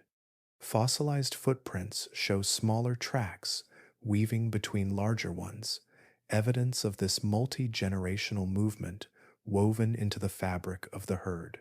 All of these behaviors, from migration and communication to nesting and risk assessment, reveal a picture of herbivores as active participants in their environment, not passive victims of predation. They were creatures shaped by water as much as by fear, their lives organized around the opportunities and challenges that rivers presented. The waterways provided food, water, and fertile ground, but they also demanded planning, cooperation, and adaptability. For the herbivores of the Cretaceous, thriving in such a world meant more than simply surviving. It meant learning the language of the rivers themselves and living in harmony with their ever-changing flow. The ancient rivers of the Cretaceous were worlds of giants. Spinosaurus lurked beneath the surface, Sarcosuchus waited in the shallows, and herds of dinosaurs came cautiously to drink. But beneath the heavy footsteps and thunderous battles, a quieter story was unfolding. It was written not by the colossal predators or towering herbivores, but by the small, often overlooked creatures that stitched the ecosystem together. They were the architects of balance, shaping the flow of energy and the cycling of nutrients in ways that made life itself possible.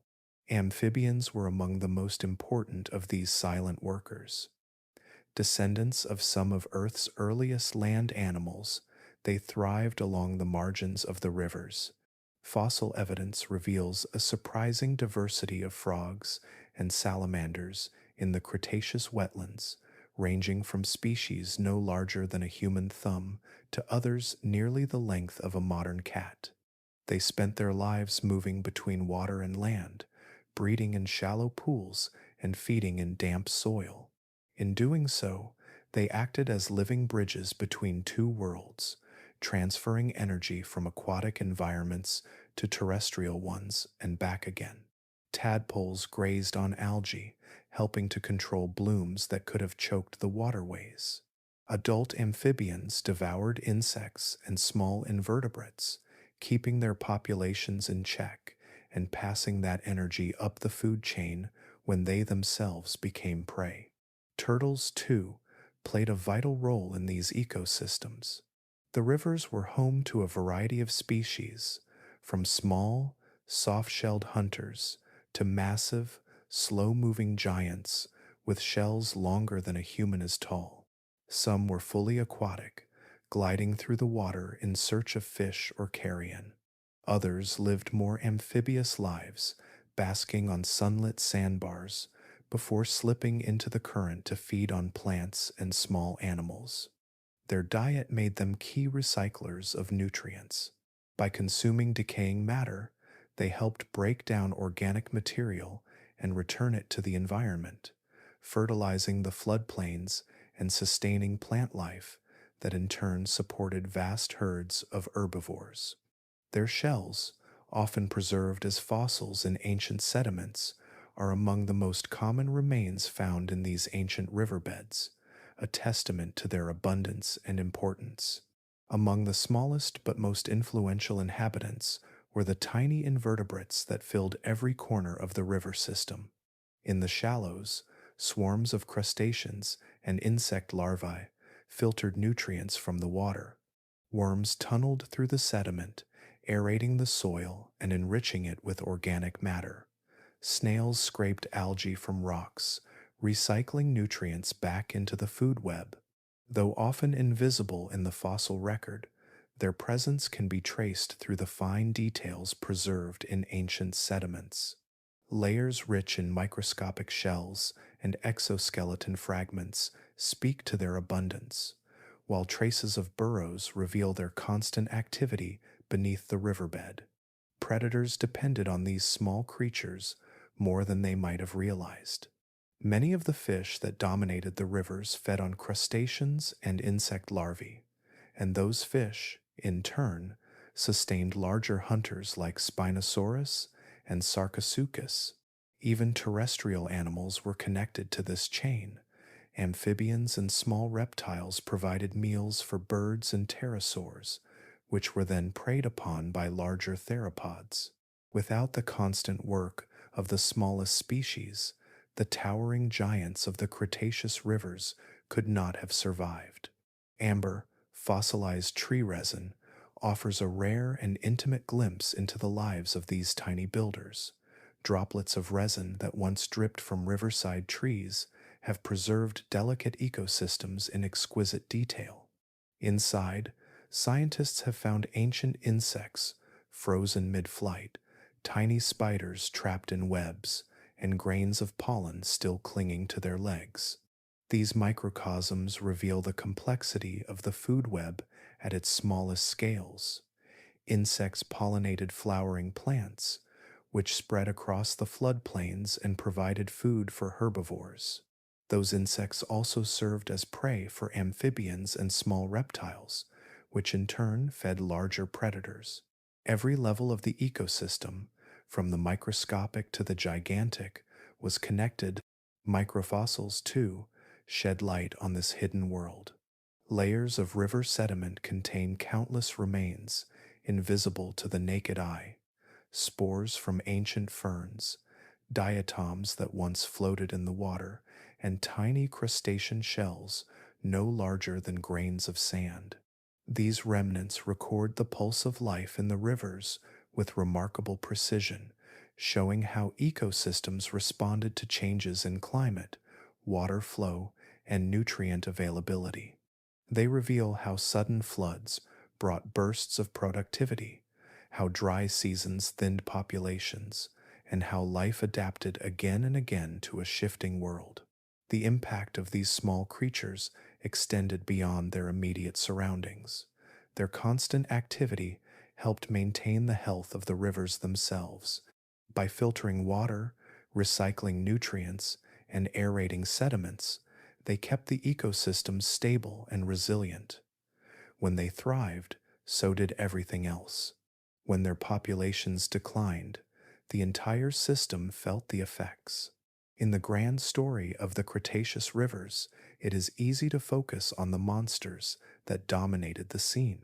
But it was the quiet labor of amphibians, turtles, insects, and other small creatures that made that world possible. They laid the foundation upon which everything else was built, forming a vast, interconnected web of life that stretched from the muddy riverbed to the skies above. And though their bones are small and their fossils rare, their legacy endures in every ripple of water, every layer of sediment, and every towering predator that once depended on their unseen work. The rivers of the mid-Cretaceous were not just places where life gathered. They were crucibles where nature's most ambitious ideas were tested. In the slow swirl of water against the banks, in the damp soils of floodplains, and the shifting channels of ancient waterways, evolution became daring. It explored new ways to move, to feed, and to live. Here, the familiar boundaries between land and water dissolved, and a remarkable array of creatures began to blur them. Living near water brought undeniable rewards. The rivers offered abundance, steady supplies of prey, vegetation that flourished in fertile soil, and a cooler, more stable climate than the open plains. But they also presented new challenges. Animals shaped for running had to learn how to wade. Skeletons designed for dry ground had to adapt to buoyancy and drag. Eyes built for clear air had to make sense of murky light filtering through sediment-laden water. Over millions of years, these pressures rewrote anatomy and behavior in subtle but profound ways.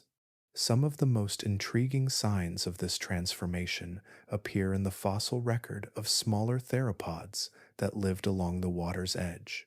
Their bones show unexpected density, a trait that would have reduced buoyancy and allowed them to stay submerged while stalking prey below the surface. In a few species, leg proportions shifted too. Shorter, stronger limbs hint at animals that spent time wading through shallow channels rather than sprinting across dry ground. These were not full-time swimmers but part-time pioneers, testing the possibilities of a semi-aquatic lifestyle. Herbivores, too, adapted in surprising ways. Some iguanodonts and their descendants developed broad, flattened feet that spread their weight more evenly on soft, muddy riverbanks. Fossilized trackways suggest that they sometimes waded into shallows to feed on water plants, a behavior that expanded their foraging range and reduced competition. A few early hadrosaurs even show hints of muscular tails that may have provided propulsion in deeper water, suggesting that they were becoming comfortable in environments where walking and swimming blended together. Among predators, experimentation took even more varied forms. Some small to medium-sized theropods evolved elongated skulls and narrow jaws suited for catching fish, their teeth less serrated and more conical, optimized for gripping rather than tearing. Chemical signatures, preserved in their fossilized bones, reveal diets heavily reliant on aquatic prey, evidence that they spent significant time near rivers and wetlands. These species were not entirely aquatic, but they were no longer strictly terrestrial either. They occupied a transitional space, exploiting food sources that their land-bound cousins ignored. Beyond dinosaurs, the rivers became theaters of innovation for many other groups. Crocodiliforms diversified into a stunning range of forms. Some became streamlined hunters with elongated snouts and paddle-like tails, perfect for fast movement through water. Others developed longer legs and more upright postures, allowing them to pursue prey farther inland before returning to the safety of the water. Even within a single lineage, evolutionary experiments diverged in multiple directions, showing how a single environment could produce a mosaic of solutions. Amphibians, already tied to watery habitats, continued to diversify. Some species grew larger and more robust, becoming powerful ambush predators in the shallows. Turtles adapted to exploit both land and water, their shells and limbs fine-tuned for swimming, yet still capable of supporting them on land. Early mammals, small and often nocturnal, ventured into wetlands to feed on aquatic insects or fish, their semi-aquatic habits a glimpse of the evolutionary paths that would later lead to otters, beavers, and even whales. The influence of rivers on evolution was not confined to the Cretaceous. They had shaped life's trajectory for hundreds of millions of years before. It was along the banks of ancient streams that the first vertebrates ventured from water onto land, their fins slowly becoming limbs. It was in the shifting delta systems of the Paleozoic that amphibians gave rise to reptiles and early synapsids. The same pressures that once encouraged fish to breathe air were still at work in the Cretaceous, now nudging terrestrial creatures back toward the water in search of opportunity. What made rivers such powerful engines of innovation was their restlessness. They never stayed the same. They swelled and shrank with the seasons, carved new channels across floodplains, and created a patchwork of environments, from stagnant backwaters to fast-flowing torrents. This constant change meant that animals living near them faced shifting challenges and opportunities. Flexibility became an advantage. Those that could adapt thrived. Those that could not vanished, leaving behind only traces of their short-lived experiments in the fossil record. Some of these evolutionary ventures would prove fleeting, lasting only a few million years before disappearing. Others laid the groundwork for future success, shaping lineages that would endure long after the rivers themselves had dried. The story written in the bones of these creatures is one of exploration without a map, of nature probing the edges of possibility. The rivers were not just habitats, they were testing grounds, pushing life to reinvent itself in ways that no static landscape ever could. And as the waters shifted and meandered across the ancient continents, so too did evolution, weaving new forms and strategies into the living fabric of the Cretaceous world.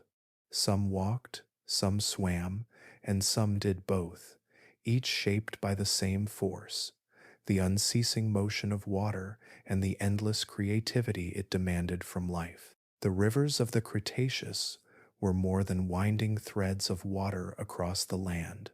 They were vast record keepers, chroniclers of a world long vanished, as they rose and fell with the seasons, carrying silt from distant highlands and scattering it across floodplains. They built something far greater than landscapes. They built archives. Layer upon layer, year after year, they pressed the passing of time into the earth, storing the stories of vanished ecosystems in a language written not with words, but with stone, bone, and dust. The fossil record that formed along these rivers is not simply a list of ancient creatures. It is a living timeline, one that preserves the rhythm of seasons, the pulse of evolution, and the fingerprints of catastrophe. In many places, paleontologists read it like a book that was written grain by grain. A dark band of fine silt may speak of a gentle flood that once blanketed a fertile plain. A thick layer of coarse sand might record a violent storm that tore through the landscape and swept everything in its path downstream. Each variation marks a moment, and together they form a continuous record stretching across millions of years. Some of the most dramatic pages in this story are the bone beds, dense layers where the remains of life accumulated in great abundance. These deposits often formed during moments of crisis, during long droughts, Herds of herbivores might have crowded around shrinking pools, their bodies ultimately buried together when a sudden flood swept over the desiccated plain. In other places, colossal storms may have surged across the landscape, drowning fish, turtles, and even dinosaurs, and depositing their remains in deep, quiet channels. Within these layers, bones from different species often lie intertwined, preserving a single instant when an entire ecosystem was overwhelmed. Other layers capture the subtler rhythms of time. Some river deposits show repeating bands of sediment that record the annual cycle of wet and dry seasons, a natural calendar etched into the earth. Within those layers, fossilized pollen and plant fragments trace changes in vegetation over thousands of years, revealing shifts in climate as forests gave way to grasslands or wetlands dried into scrub. Chemical signatures within fossilized bones add another dimension to this record, showing how animals migrated with the seasons, following the river's shifting courses as water and food supplies changed. Even microscopic traces can carry profound messages. Grains of volcanic ash embedded within a floodplain deposit reveal moments when distant eruptions cloaked the skies and altered the global climate. Thin layers of marine sediment tell of times when sea levels rose, allowing saltwater to surge deep inland. At other points in the record, a sudden disappearance of certain pollen types or the abrupt appearance of new ones signals a rapid shift in temperature or rainfall. These minute details offer a level of resolution that allows scientists to reconstruct not only what lived in a place, but how that place changed year by year and epoch by epoch. Extinction itself is also written in these layers. In some sites, a rich diversity of fossils gives way suddenly to a sparse scattering of bones or none at all. Entire groups vanish from the record, replaced by new forms that appear higher in the sediment. These transitions can mark sudden disasters, such as prolonged droughts or rapid climate shifts, but they also capture the slower workings of evolution. Over millions of years, species recorded in the lower layers may transform gradually, their bones shifting in shape and size as they adapt to new conditions. Each small change is a step in a story that stretches far beyond the lifespan of any single creature. The fossil record preserves not only life and death, but also behavior. In certain floodplain deposits, paleontologists have uncovered fossilized trackways layered one atop another, evidence that herds followed the same migration routes for generations. Some layers preserve the delicate impressions of nests and eggs, showing where dinosaurs returned season after season to raise their young. In others, the bones of prey species bear deep gouges from predator teeth, silent traces of ancient hunts. Even ripple marks in ancient mud and the polygonal patterns of dried lake beds are preserved, recording the rise and fall of water long vanished from the surface. Amber and microfossils add even more depth to this record. Tiny bubbles of resin capture pollen grains, insect wings, and fragments of ancient plants, offering a snapshot of the smallest components of the ecosystem. These details provide a richer understanding of how climate and environment shaped life on every scale.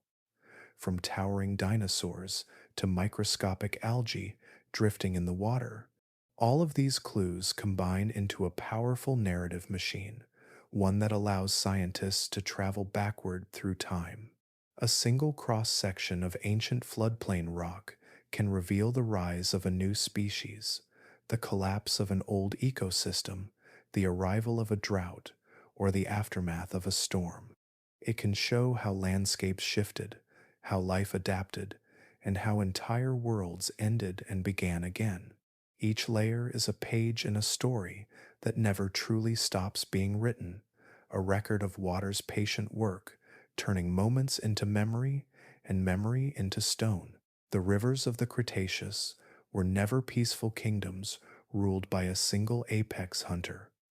They were battlegrounds where power was constantly tested, where strength alone did not guarantee survival. Life at the top was an uneasy balance, shaped by rivalry and sharpened by the presence of competitors. Every creature that rose to dominance did so under pressure from another equally formidable force, and every adaptation was measured against the demands of coexistence and conflict.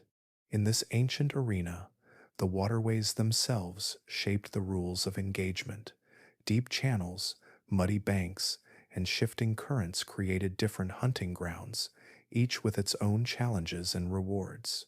Over time, predators adapted to occupy specific territories and strategies, a process scientists call niche partitioning. By dividing the environment among themselves, they reduced direct competition, but they never eliminated it. Whenever those territories overlapped, the rivers could become violent places. One of the most powerful players in this struggle was Spinosaurus, a predator whose lifestyle was unlike any other dinosaur. It dominated the deeper channels, where its streamlined tail and conical teeth allowed it to pursue and capture the enormous fish that thrived there. Yet its reign was challenged by Sarcosuchus, the colossal crocodilian that ruled the shallows. Sarcosuchus relied on patience rather than speed, lurking near the riverbanks until an unsuspecting victim stepped within reach. Its skull, packed with more than 100 teeth, was a weapon designed for crushing through bone and armor alike. Where Spinosaurus excelled in the chase, Sarcosuchus ruled the ambush. For most of the time, these giants avoided each other, their hunting methods and territories reducing the likelihood of encounters. But rivers are dynamic landscapes, and their boundaries shifted constantly. During periods of drought, water levels dropped, pushing aquatic prey into smaller, crowded spaces and forcing predators into closer proximity. Flood seasons could bring new channels and feeding grounds, blurring the invisible borders between domains. In those moments, direct confrontations were inevitable. Fossil evidence hints at these clashes. Deep puncture marks on dinosaur bones, matching the shape of Sarcosuchus's conical teeth, suggest attacks on large theropods that ventured too close to the shore. Likewise, crocodilian fossils bearing gouges from sharp claws may record moments when a predator fought back. These scars are more than traces of violence. They are signatures of competition, evidence that even apex hunters risked becoming prey themselves when territories overlapped. And the battles were not limited to these two titans. The rivers were home to a complex hierarchy of predators, each influencing the others in subtle ways. Enormous sawfish like Onchopristis, though primarily prey for larger animals, competed directly for smaller fish and disrupted hunting strategies by slashing through schools with their serrated snouts. Massive predatory fish, some more than 6 meters long, could overwhelm smaller dinosaurs that entered deeper waters, forcing them to adapt their hunting behavior. Even pterosaurs, diving from above to snatch prey, added pressure from the skies, intercepting food before larger predators could claim it. The result was a web of overlapping roles, each predator shaping and responding to the presence of the others. This constant competition left its mark on evolution. The streamlined body and muscular tail of Spinosaurus may have been honed not only for chasing prey, but also for outmaneuvering aquatic rivals.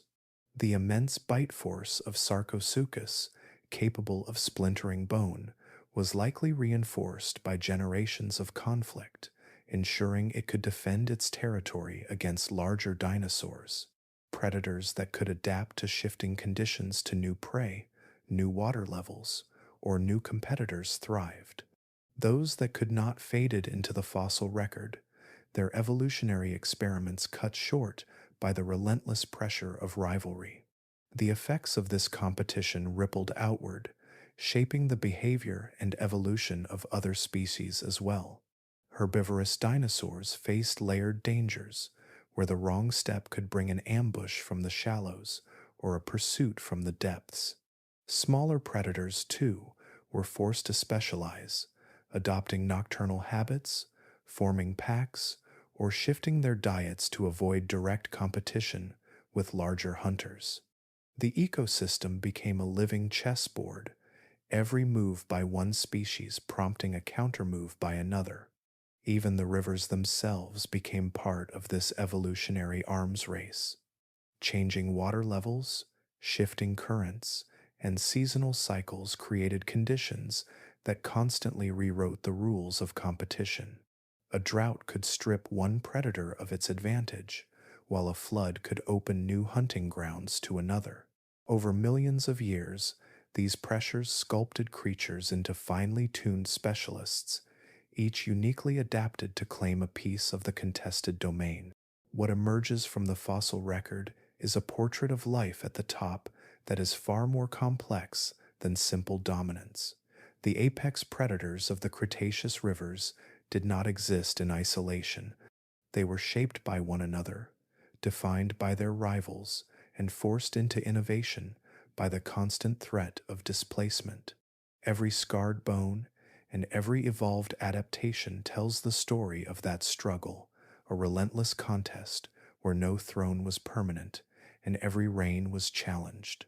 It was a world where the most dangerous enemy was often not the prey struggling to escape, but the competitor lurking just beyond sight. And in that hidden conflict, fought silently beneath the surface and in sudden bursts of violence, the course of evolution itself was forged. For millions of years, the rivers of the Cretaceous had been the heartbeat of the land, pulsing with regular floods and rains that seemed eternal. Their waters rose and fell with the seasons, their banks greened with life, and their currents carried the rhythms that shaped entire ecosystems.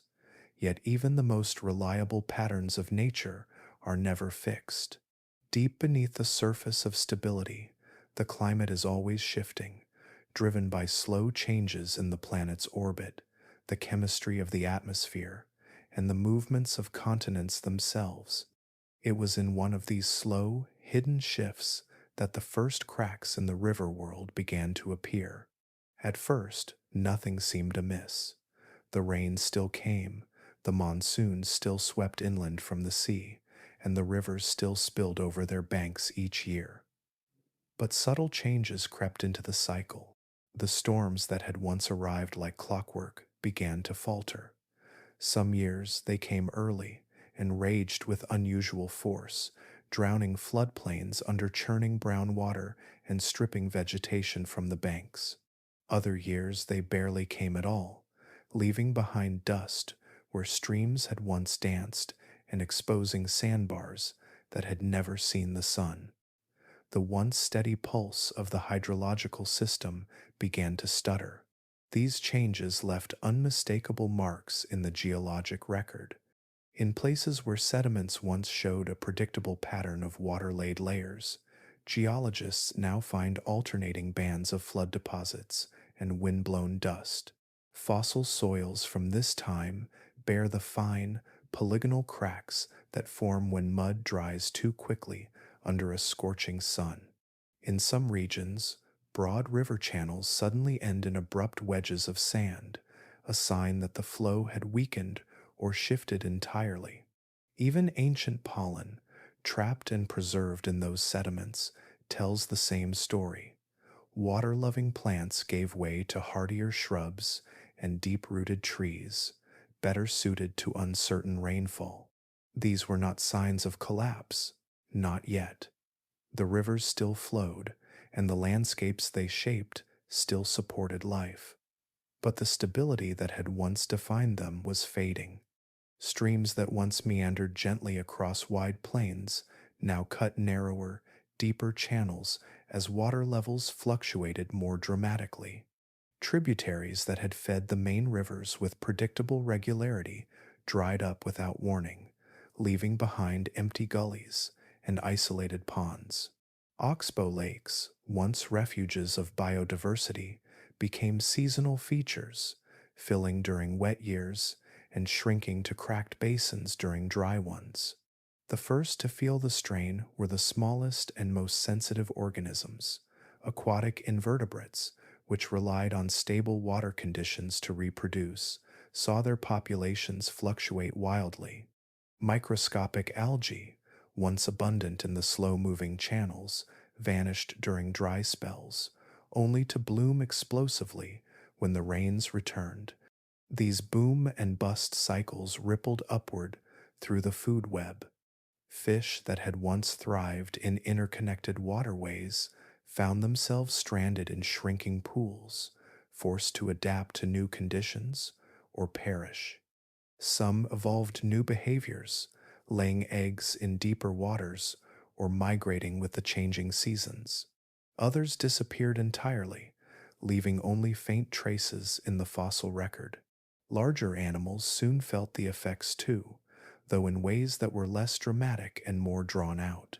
Herbivorous dinosaurs, which had long followed predictable seasonal migrations, began to shift their routes, wandering farther in search of water and vegetation. Trackways from this period show herds moving in less direct paths, circling back on themselves, as if searching for familiar watering grounds that no longer existed. Predators followed them, but their own patterns changed as prey became harder to find. Fossil evidence suggests that some carnivores expanded their ranges, while others began scavenging more frequently, exploiting carcasses left behind by animals that failed to survive the harsher conditions. Even the rivers themselves seemed to struggle under the new regime. Channels that had once supported lush floodplain forests now bordered stands of drought-tolerant plants. Some wetlands became choked with silt as irregular floods deposited sediment in unpredictable bursts. Other areas dried so thoroughly that wind scoured the former riverbeds, erasing traces of water altogether. The once unbroken corridors of riparian life began to fragment into a patchwork of habitats, some thriving, others fading. The signs of stress appeared in the bones as well as the landscape. Fossilized remains from this time often show signs of malnutrition, thinner growth rings in bones, suggesting shorter growing seasons and fewer juveniles, hinting at reproductive challenges.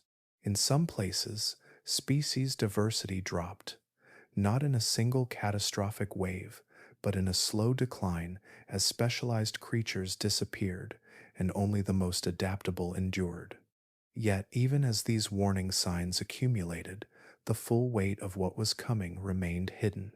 To an animal living then, the rivers still seemed vast, the forests still green, and the rains still dependable only slightly less so than before. But deep time would reveal the truth. These subtle shifts were not random fluctuations. They were the first tremors of a larger transformation, signals that the age of abundance was beginning to fray at the edges. The water still flowed, but its rhythms were no longer steady, and in those small irregularities lay the seeds of a future that would change the rivers and the lives that depended on them forever. The decline of the great Cretaceous rivers was not a single, dramatic event. It unfolded gradually, a slow tightening of the world that pushed every living thing toward the limits of what it could endure. As rainfall grew less reliable and waterways began to fragment, the once connected veins of water that had shaped life for millions of years became scattered and unpredictable. Pools that had once swelled with abundance now vanished for seasons at a time. Streams that had cut wide, fertile valleys narrowed into thin ribbons of mud. In this harsher landscape, survival was no longer a matter of strength or size. It became a question of adaptability. The fossil record from this period reads like a catalog of those who changed and those who could not. It shows how life twisted itself into new shapes, invented new strategies, and rewrote the rules of existence in order to survive. Among the first to respond were the fish, the heartbeat of the river ecosystem. Some species adapted by changing their physiology to match the shifting environment. Fossil evidence of gill structure in certain bony fish suggests they evolved to extract oxygen more efficiently from warm, stagnant waters that once would have suffocated them. Others grew more tolerant of fluctuations in salinity as isolated pools alternated between fresh and brackish. A few developed astonishing strategies for survival during dry seasons. Lungfish, for example, retreated into the mud, encasing themselves in a protective cocoon and breathing air through specialized organs until the rains returned. These same adaptations, still seen in their modern descendants, are a direct legacy of the environmental pressures first felt during this time. Crocodilians, too, left traces of their evolutionary adjustments in the fossil record. Species that had once relied on deep, permanent channels began to develop stronger limbs and lighter bodies, traits that made them more mobile in shallow or temporary waterways. Some altered their nesting habits, moving their eggs farther from the water's edge to escape the risk of sudden floods during erratic storms. Variations in skull shape and jaw mechanics reveal changing diets, as some shifted from large prey to smaller, more abundant fish, turtles, or even carrion. These subtle transformations helped them maintain their dominance even as their habitats changed beyond recognition.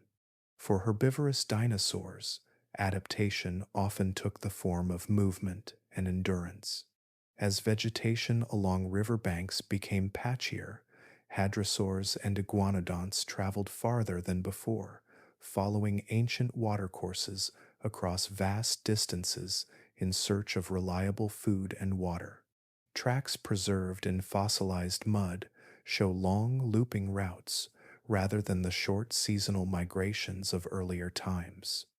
Some herbivores evolved more efficient digestive systems, able to extract nutrients from tougher, drier plants that had replaced the lush greenery of wetter periods. Others shifted their feeding strategies entirely, browsing higher in the canopy or foraging among hardy shrubs that could survive the drier conditions.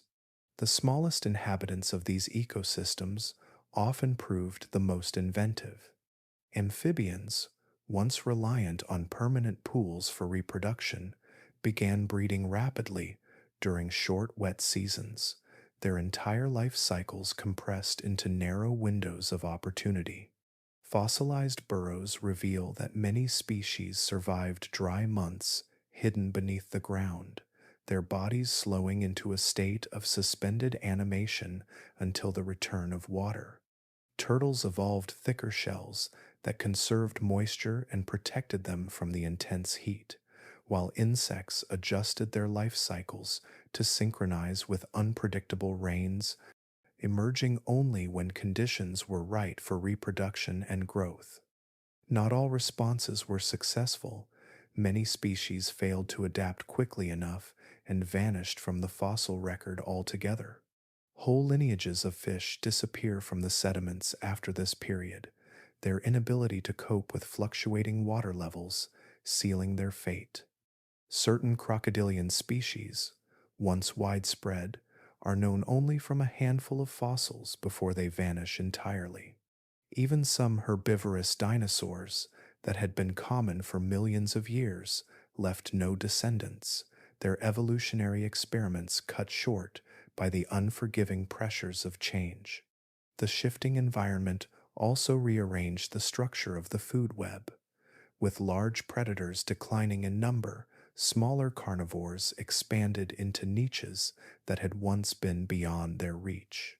In the remnants of once mighty river systems, ecosystems reorganized into smaller, more self-contained communities. Wetlands that had once supported vast networks of species now hosted simpler webs, dominated by generalists, animals capable of surviving on a wide variety of foods and tolerating a range of conditions. Fossil isotopes and bone chemistry from this period provide further evidence of these adjustments. They show changes in diet and habitat use across multiple species, from herbivores that began browsing in new plant zones to predators that turned opportunistic as prey grew scarce.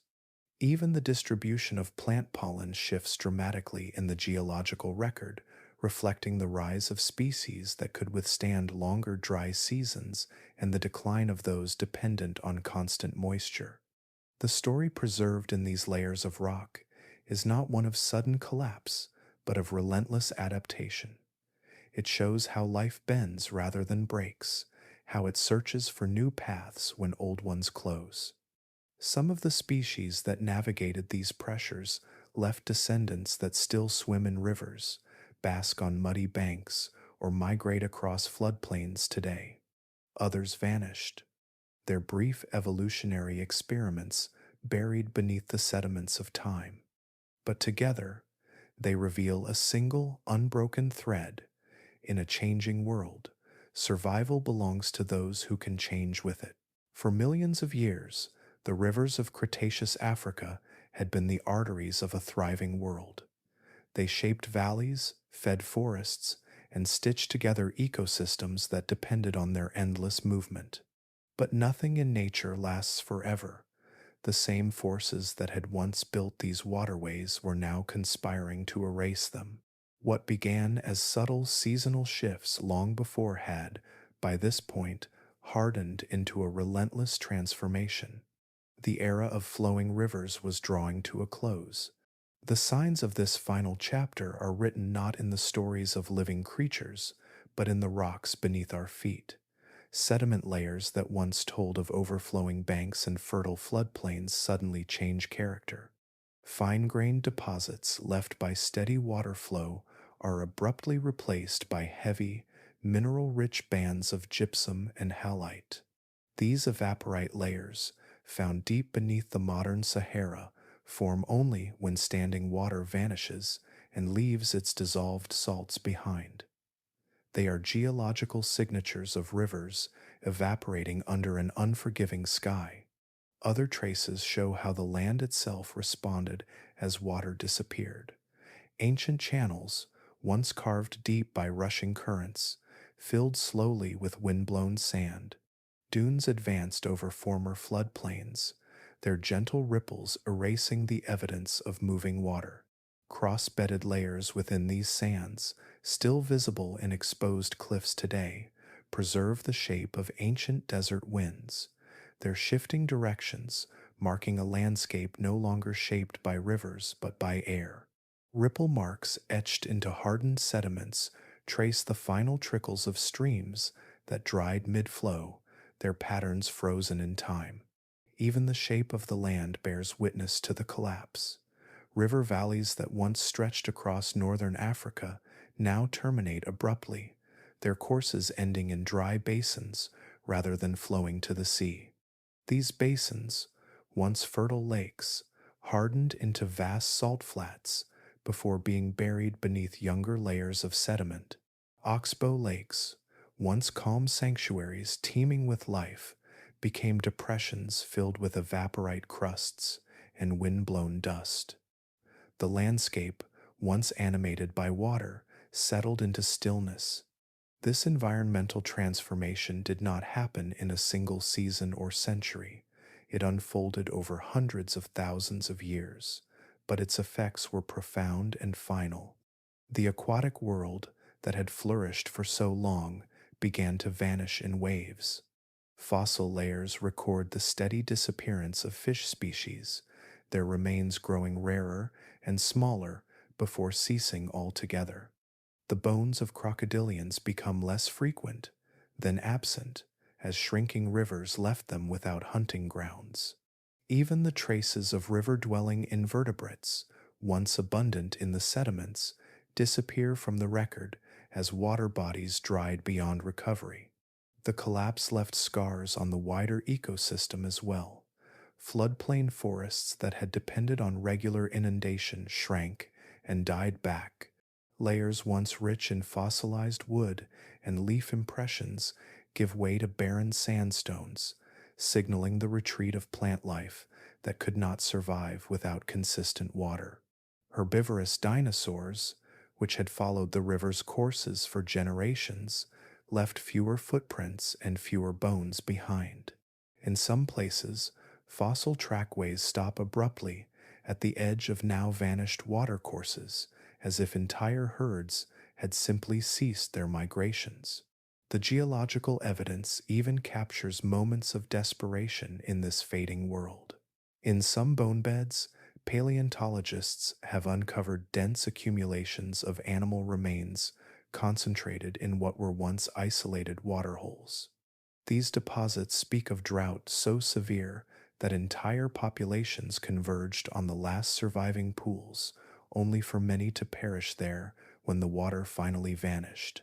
Elsewhere, layers of windblown dust lie directly atop aquatic sediments, showing how abruptly the transformation could occur when evaporation outpaced rainfall entirely.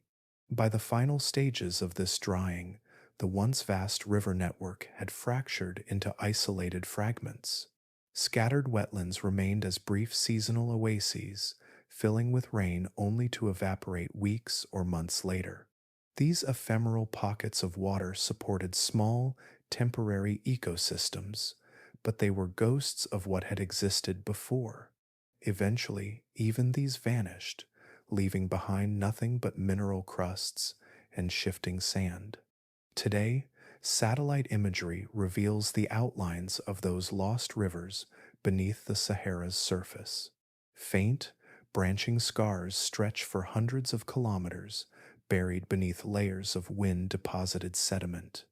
Ground-penetrating radar confirms that many of these channels are filled with ancient sands, their original courses preserved like veins in stone.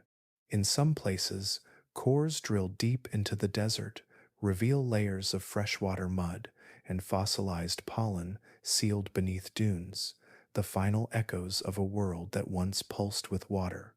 The end of the rivers did not arrive with a sudden cataclysm, but with a long, quiet withdrawal. Water receded step by step, leaving behind evaporite crusts, wind-shaped dunes, and the fossilized remnants of a lost ecosystem. Each geological layer from this time is a record of that retreat, marking the stages of a transformation that turned a lush, water-bound landscape into one of the most arid places on Earth. Beneath the Sahara's endless sands, those records remain, silent witnesses to the great drying that once reshaped a continent and erased one of the most extraordinary freshwater worlds the planet has ever known. When the last of the Cretaceous rivers finally gave way to drought and silence, the transformation of northern Africa was far from over. The disappearance of water was not the end of the story, but the beginning of another, slower and more relentless chapter. Over millions of years, the forces that shape continents continued their patient work. Wind replaced water as the main sculptor of the land. Erosion carved new forms where rivers once flowed, and layer by layer, grain by grain, the memory of a thriving world was buried beneath the sands. It is difficult to imagine the Sahara as anything but a desert. Today, it stretches over 3 million square miles, a sea of dunes and barren plateaus that covers most of northern Africa. But this immense landscape is not the result of a single event. It was built over millions of years by some of the most subtle yet powerful forces on Earth. Once the great rivers had dried and vegetation vanished, the land was left exposed to wind and weather. Without forests or wetlands to anchor the soil, sediments that had settled on ancient floodplains became vulnerable. Dust and sand, once trapped by roots and moisture, were now free to move. Wind became the new river, carrying grains of sand across the landscape in slow, steady waves. Over time, These grains gathered into dunes, some rising hundreds of feet high and stretching for miles. They advanced across the land like a tide, swallowing everything in their path. Entire riverbeds were smothered, their channels filled, and their curves erased. Oxbow lakes, once home to fish and amphibians, vanished beneath thick blankets of sand. Fossilized tree trunks, remnants of lush floodplain forests, were buried so deeply that their existence would not be known for millions of years. Erosion worked hand in hand with the wind. Seasonal storms and rare rains carved away the soft sediments left by ancient rivers, reshaping the landscape into mesas, buttes, and escarpments. Over time, vast basins deepened where floodplains had once stretched unbroken and rocky plateaus replaced fertile deltas. In some areas, the wind polished exposed rock into smooth, glassy surfaces known as desert pavement. In others, it carved the land into sweeping dunes that migrated slowly across the horizon, shifting shape with every passing season. The process was gradual but relentless. What water had once built over millions of years, the wind dismantled grain by grain. Even the fossil record itself became obscured. Bones that had once been buried in rich, water-laid sediments were now scattered or exposed to the elements, their stories fragmented. Some were ground into dust by wind-blown sand. Others were buried so deeply that they would remain hidden until modern science uncovered them. The once vibrant ecosystem, with its crocodile-filled rivers and colossal predators, was sealed away beneath a barren expanse. Yet the memory of water never vanished entirely. In some places, the ghostly outlines of ancient channels still remain, etched faintly into the rock beneath the desert. Geologists using satellite imagery have traced networks of buried river systems stretching for hundreds of miles beneath the Sahara's surface.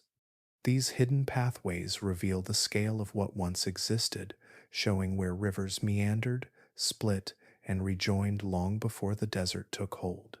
In a few rare spots, erosion has peeled back the layers of sand to reveal fossil-rich deposits, fragments of crocodile skulls, fish scales, and dinosaur bones preserved from a time when this place was anything but empty. The desert itself tells a story written not in water but in wind. Its vast dunes march across the landscape like waves frozen in time, shaped by currents of air that sweep across the continent. Dust lifted from the Sahara travels thousands of miles across oceans, fertilizing forests in South America and seeding marine life in the Atlantic. In this way, even the silence of the desert is part of a larger system, a continuation of the forces that once made rivers flow and ecosystems flourish. Over tens of millions of years, the transformation was complete. The world that had once been lush and alive was now entombed beneath shifting sands. The rivers, the floodplains, and the forests were gone, replaced by a landscape that seemed eternal and unchanging. To the untrained eye, there is little to suggest that anything different ever existed here. Yet deep beneath the dunes, the earth remembers. Each layer of sand, each grain of dust, is part of a vast archive, recording the rise and fall of climates and the changing face of continents. The Sahara as we know it today is not a relic of the past, but a monument to the passage of time. It is the end result of countless transformations, shaped by forces that operate too slowly for human eyes to witness. Beneath its surface lies a hidden world, sealed away by wind and erosion, waiting for the rare moments when science peels back the layers to glimpse what once was. What was once a vibrant kingdom of rivers and life is now a vast, silent sea of sand. The world did not disappear in an instant. It was buried alive, sealed beneath the weight of time, preserved in a desert that still whispers of water long vanished. The earth moved on, as it always does, carrying the memory of that lost world deep within its shifting skin. For tens of millions of years, the memory of the rivers that once pulsed beneath the Sahara lay sealed beneath its shifting dunes. Where water had once carved valleys and nourished forests, there was now only silence, a vast expanse of wind-shaped sand that seemed eternal. Yet beneath that surface, the earth still held its secrets. Ancient riverbeds still wound invisibly through the bedrock. Fossilized bones still slept where floodplains once teemed with life. And in recent decades, humanity has learned how to listen to those buried stories with tools far more powerful than pickaxes and shovels. The rediscovery of this hidden world did not begin in the field, but from the sky. As satellite technology advanced in the late 20th century, scientists gained the ability to scan the desert's surface in wavelengths beyond human sight. Using radar and multispectral imaging, they began to trace faint patterns beneath the dunes, ghostly channels branching like veins beneath the sand, twisting and converging across hundreds of miles. These were paleochannels, the fossilized courses of rivers that had dried tens of millions of years ago. Some were wide and braided, the marks of ancient floods that once carried sediment across vast floodplains. Others were narrow and deeply incised, evidence of rivers that had cut through bedrock over thousands of seasons. Together they revealed a landscape that had once been laced with water, connecting inland seas, wetlands, and distant deltas into one enormous, living system. Ground-penetrating radar deepened the picture. By sending radio pulses into the subsurface and recording their echoes, researchers could see not only the outlines of ancient rivers, but the fine details of their structure. Some scans revealed oxbow lakes still preserved beneath layers of sediment, their looping shapes perfectly intact. Others showed buried levees, point bars, and abandoned channels, frozen snapshots of rivers as they shifted and evolved over time. These discoveries allowed scientists to reconstruct the three-dimensional shape of the lost waterways with remarkable precision, showing how they meandered, branched, and sometimes abruptly vanished as the climate changed. Mapping alone, however, could not bring this vanished world fully into focus. To understand what had lived beside these rivers, paleontologists began targeting the sites where radar and satellite data indicated ancient floodplains and sediment traps. In remote corners of the Sahara, teams uncovered layers of rock that had not seen daylight in over 100 million years. In them lay the remains of ecosystems long erased from the surface. Fossilized fish vertebrae, some as large as a human hand, spoke of immense predators that once patrolled the channels. Crocodiliform skulls with deep-set teeth and massive jaws hinted at ambush hunters that had lurked in the shallows. Even the delicate traces of ferns and cycads, preserved as impressions in fine-grained mudstone, revealed the lush vegetation that had once fringed the water's edge. The discoveries did not stop with visible fossils. Using geochemical techniques, scientists began extracting information from the rocks themselves. Oxygen isotope ratios preserved in fossil bone revealed patterns of seasonal rainfall and evaporation, painting a picture of shifting monsoons over millions of years. Carbon isotopes from ancient soils tracked the transformation of plant life as wetlands dried and grasslands spread. Even trace elements in river sediments spoke of distant volcanic eruptions, ancient droughts, and the slow drift of continents that had reshaped rainfall patterns across the land. With these tools, researchers could do more than catalog fossils. They could reconstruct the behavior of ancient ecosystems. Digital models built from satellite data now simulate the flow of vanished rivers, showing how monsoon rains might have filled them each year and how sediment carried by those waters shaped the land. By layering isotopic climate data over these models, scientists can watch the rivers wax and wane across geological time, forming new channels as old ones dried, and carving floodplains where forests took root and dinosaurs migrated. Some of the most surprising discoveries have come from places where technology and chance intersect. A satellite image revealing a faint circular feature led researchers to an ancient oxbow lake, where they found clusters of fish fossils preserved exactly where they died as the water vanished. At another site, radar detected a buried basin that turned out to be the remnants of a vast Cretaceous wetland, its mudstone layers rich with the pollen of extinct plant species. Each new finding adds another layer of detail, allowing scientists to reconstruct not only the landscape but the rhythms of life that once animated it. Piece by piece, this growing map of the ancient Sahara is revealing a world far more dynamic than anyone had imagined. What was once dismissed as empty desert is now recognized as a former heartland of biodiversity, a network of rivers and wetlands that supported vast communities of plants and animals. It is a story that could not have been told a century ago, when fossils were found only by luck and rivers were traced only where they cut through exposed rock. Today, with tools that can see beneath the sand and read the chemical signatures of time itself, that story is being written in extraordinary detail. The rivers will never return to their ancient courses, and the creatures that swam in them are long gone, but their memory is no longer buried.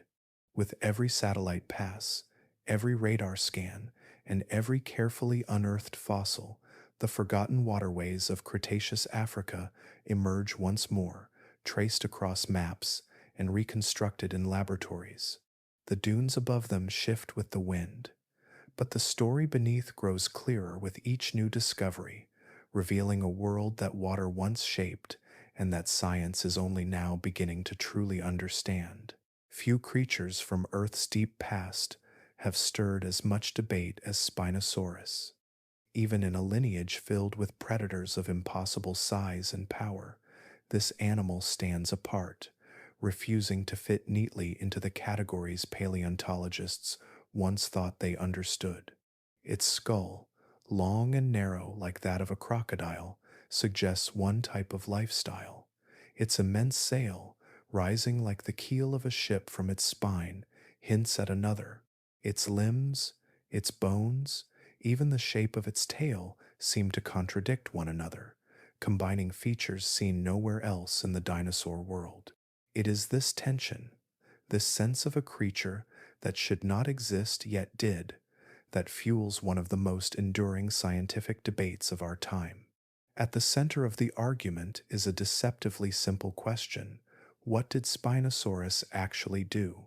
Nearly every part of its anatomy points toward an unusual way of life, but how those pieces fit together is far from settled. Some researchers see it as the first truly semi-aquatic dinosaur, one that spent much of its time in the water, swimming through ancient rivers in pursuit of fish. Others argue that while it may have been comfortable near water, it was still, at its core, a terrestrial hunter that waded rather than swam. Each interpretation paints a radically different picture of how this predator lived, moved, and hunted, and each is supported by evidence. Much of the modern debate focuses on locomotion. Several teams have proposed that Spinosaurus used its powerful, laterally flattened tail to propel itself through water in much the same way as crocodilians do today. Laboratory tests with scale models, combined with biomechanical simulations, show that such a tail could have generated thrust. Its dense limb bones, too, seem consistent with a body designed to overcome buoyancy, allowing it to submerge more easily.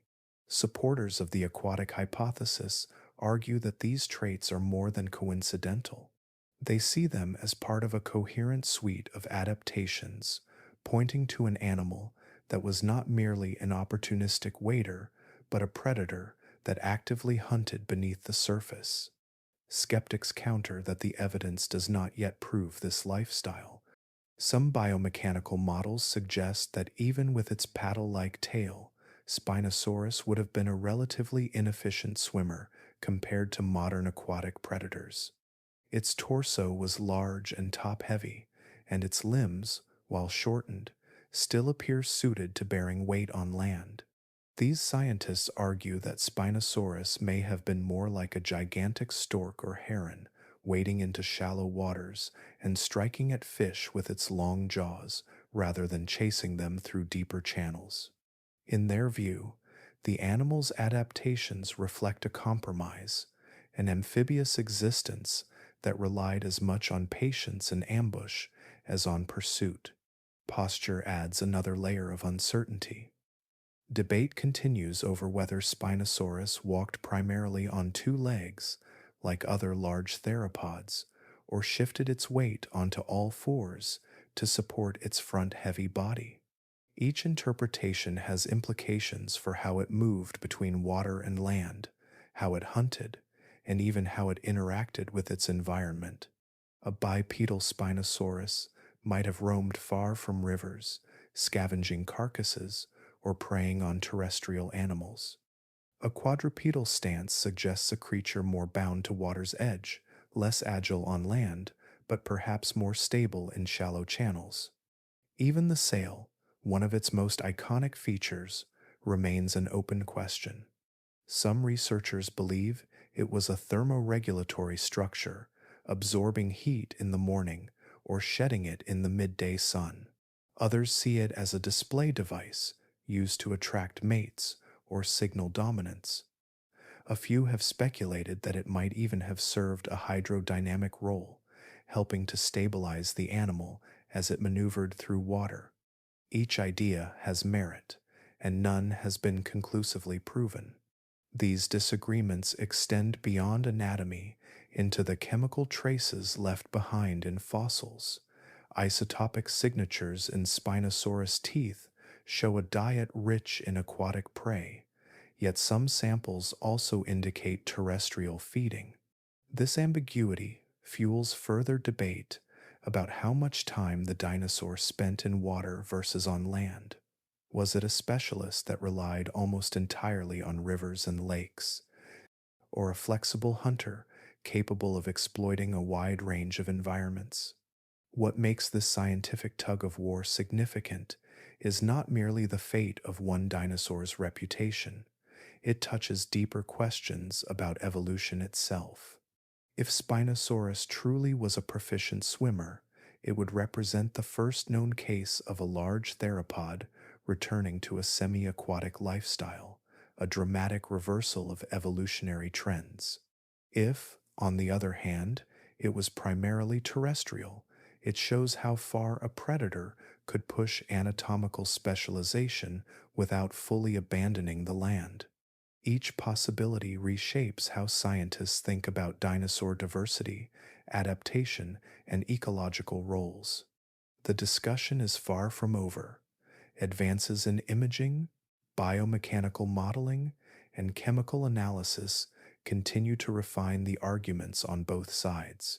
New fossils, when they appear, are scrutinized in extraordinary detail, each vertebra or claw potentially shifting the balance of evidence. The debate has even become a proving ground for new methods, with paleontologists building robotic tails to test hydrodynamics or simulating muscle forces to estimate gait. Spinosaurus remains a creature of contradictions, a puzzle that refuses to resolve itself neatly.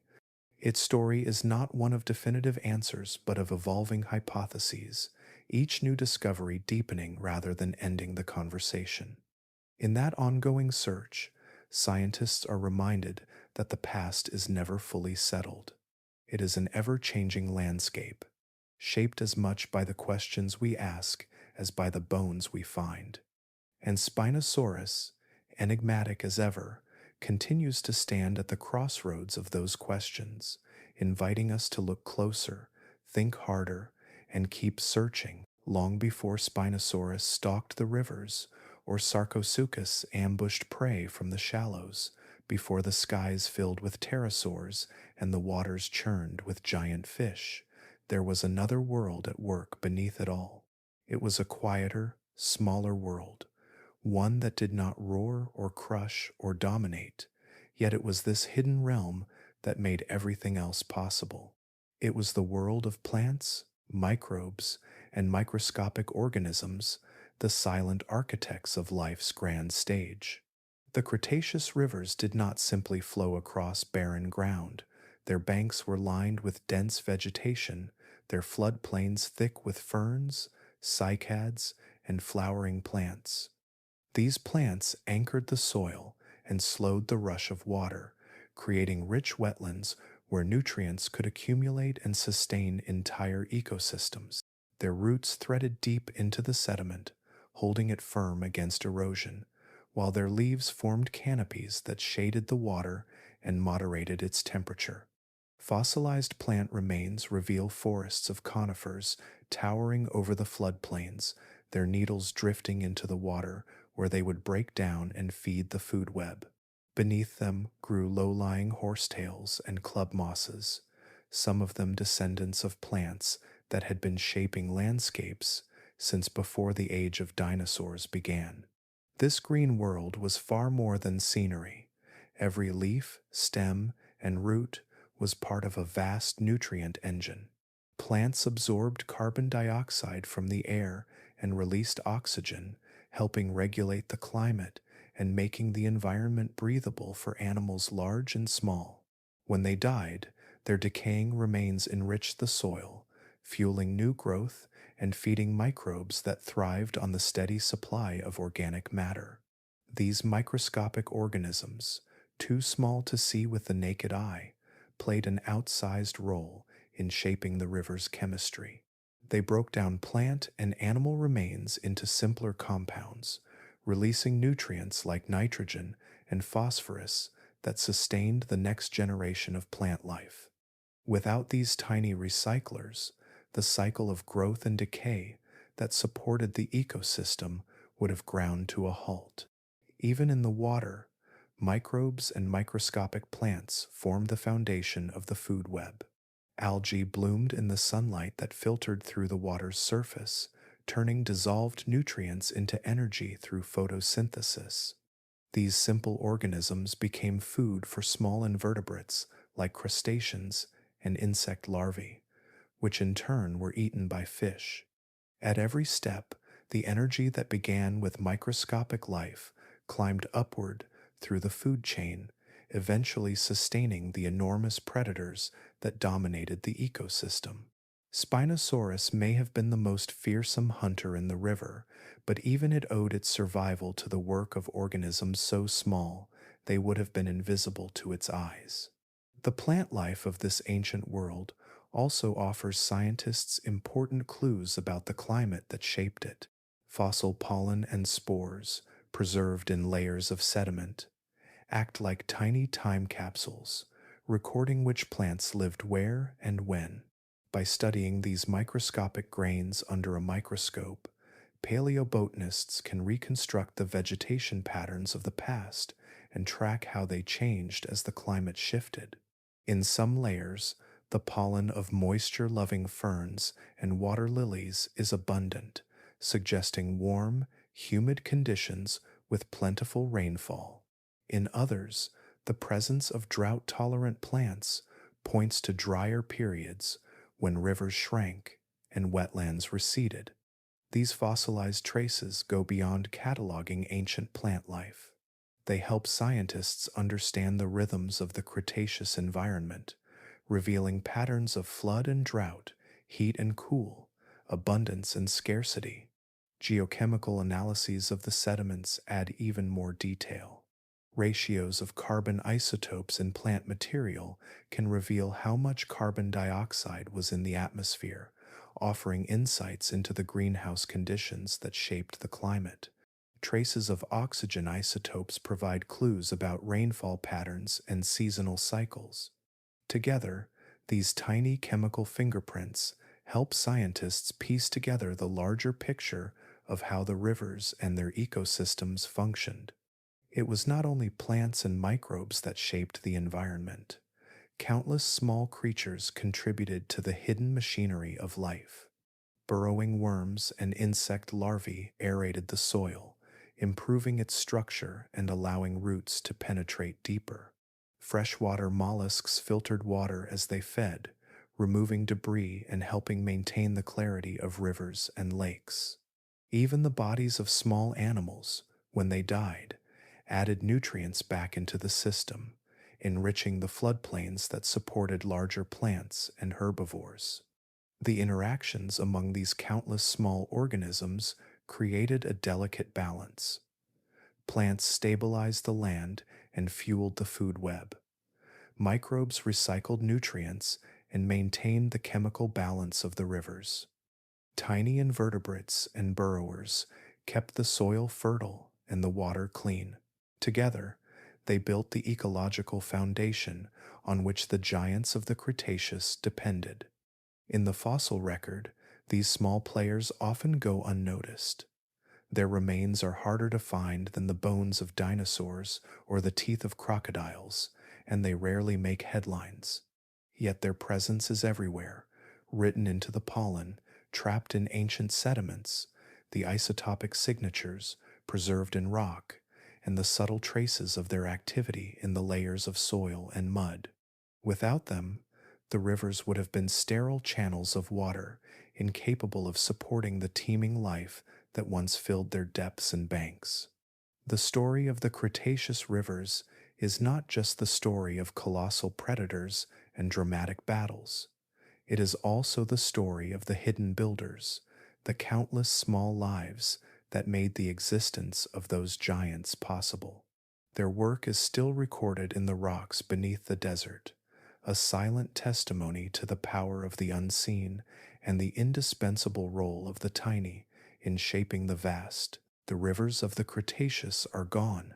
Their channels are buried beneath sand, their floodplains erased, and their waters long vanished into the memory of the earth. Yet if you look closely at the rivers that still flow today, you can see fragments of that ancient world, still alive in the present. The ecosystems that once thrived in Africa's lost waterways did not disappear completely. They left behind echoes, passed down through millions of years of evolution, reflected in the bodies and behaviors of modern species.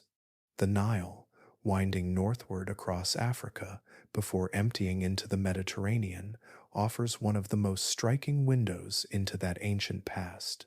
It is a river shaped by cycles of flood and drought, lined with wetlands and seasonal floodplains, and teeming with life both above and below its surface. Along its banks, Nile crocodiles bask in the sun, their eyes just above the waterline, their bodies still and patient. They are among the oldest surviving reptile lineages on Earth, their ancestors stretching back to the time of the dinosaurs. And in their behavior, we can glimpse the strategies that ancient predators once used. Like Sarcosuchus of the Cretaceous, Nile crocodiles are ambush hunters. They wait motionless near the water's edge, their bodies nearly invisible beneath the surface, until an unsuspecting animal comes to drink. Then, with explosive power, they lunge, seizing their prey with a bite strong enough to crush bone. Their tactics have changed little in more than 100 million years because they do not need to. Patience, stealth, and sudden violence were as effective in the age of dinosaurs as they are today. In this way, every strike of a modern crocodile is a faint reenactment of ancient hunts that once played out along the vanished rivers of the Sahara. Beneath the surface, another ancient story unfolds.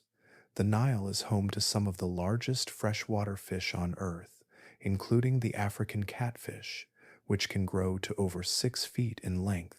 These giants patrol the river's depths, feeding on smaller fish, amphibians, and even birds that fall into the water. Their sheer size and dominance mirror the role once played by enormous fish like Mawsonia in the Cretaceous. Just as ancient predators adapted to exploit a river full of prey, so too have modern catfish become powerful forces within their ecosystems. Their presence helps shape the balance of life in the water, controlling populations and influencing the structure of the food web, much as their prehistoric counterparts once did. Even more surprising are the echoes of ancient life found in creatures that seem, at first glance, far removed from the age of dinosaurs.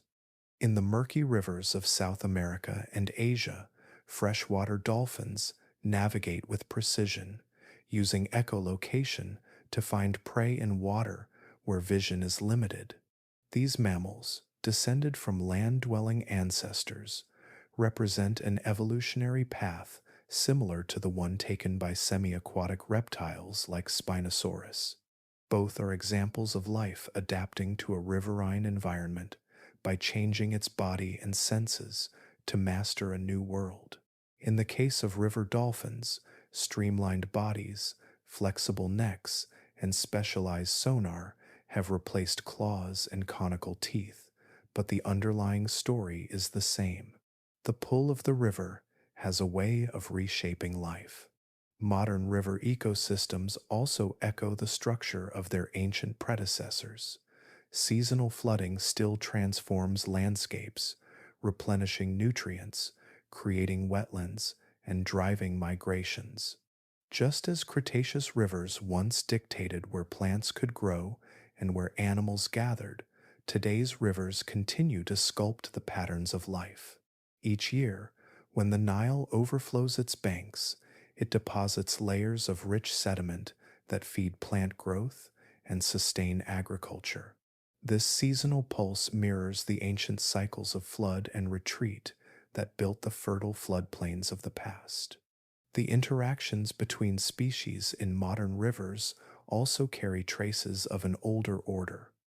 In the Amazon, giant arapaima leap from the water to snatch birds, while black caimans patrol the shallows for unwary mammals. In the Ganges, gharials use their long, narrow jaws to snatch fish from the current, a strategy not unlike that of prehistoric piscivores. In rivers around the world, animals have converged on the same solutions again and again, refining hunting strategies, body shapes, and behaviors first tested in deep time.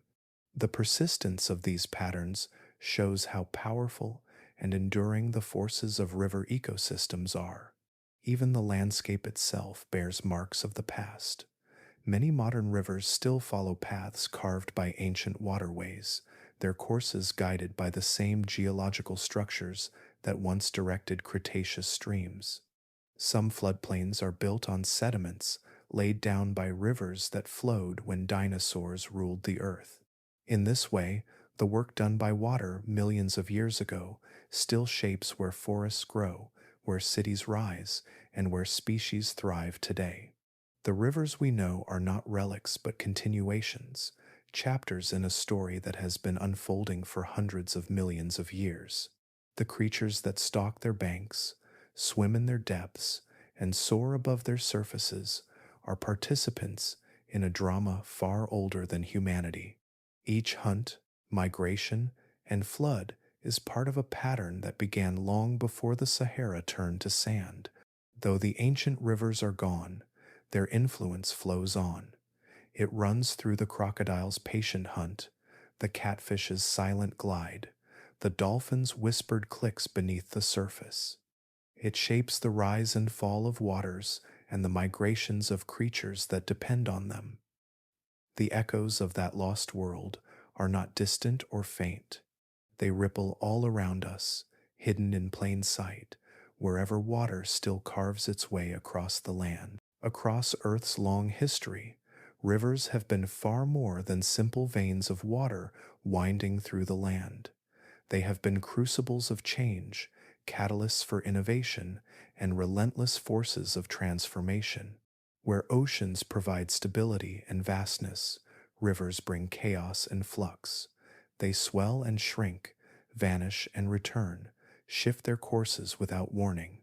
They carve landscapes anew and isolate fragments of habitat, and in doing so, they push life to invent itself again and again.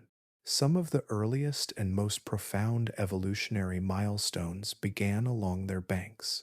More than 360 million years ago, during the Devonian period, the edges of ancient rivers and floodplains became staging grounds for one of the boldest experiments in the history of life. Fish that once swam freely through waterlogged ecosystems found themselves stranded in pools that shrank as seasonal droughts took hold. Those that survived did so because they were different. They had fins strong enough to push them across muddy ground, or primitive lungs that could gulp air from above the surface. Over countless generations, these small advantages became transformative. Fins hardened into limbs, gills were joined by lungs, and vertebrates took their first uncertain steps onto land. The transition was neither quick nor simple. Early amphibians remained tethered to the river margins that had shaped them, still dependent on water to breed and keep their skin moist. But as rivers shifted their courses and floodplains dried, new pressures emerged. Some of these pioneering vertebrates evolved tougher, water-resistant skin that allowed them to venture farther from the shoreline. Others developed new reproductive strategies that freed them from laying eggs in water. These incremental changes, each a response to the restless behavior of rivers, paved the way for reptiles, mammals, and eventually birds, the full flowering of terrestrial life that now covers the continents.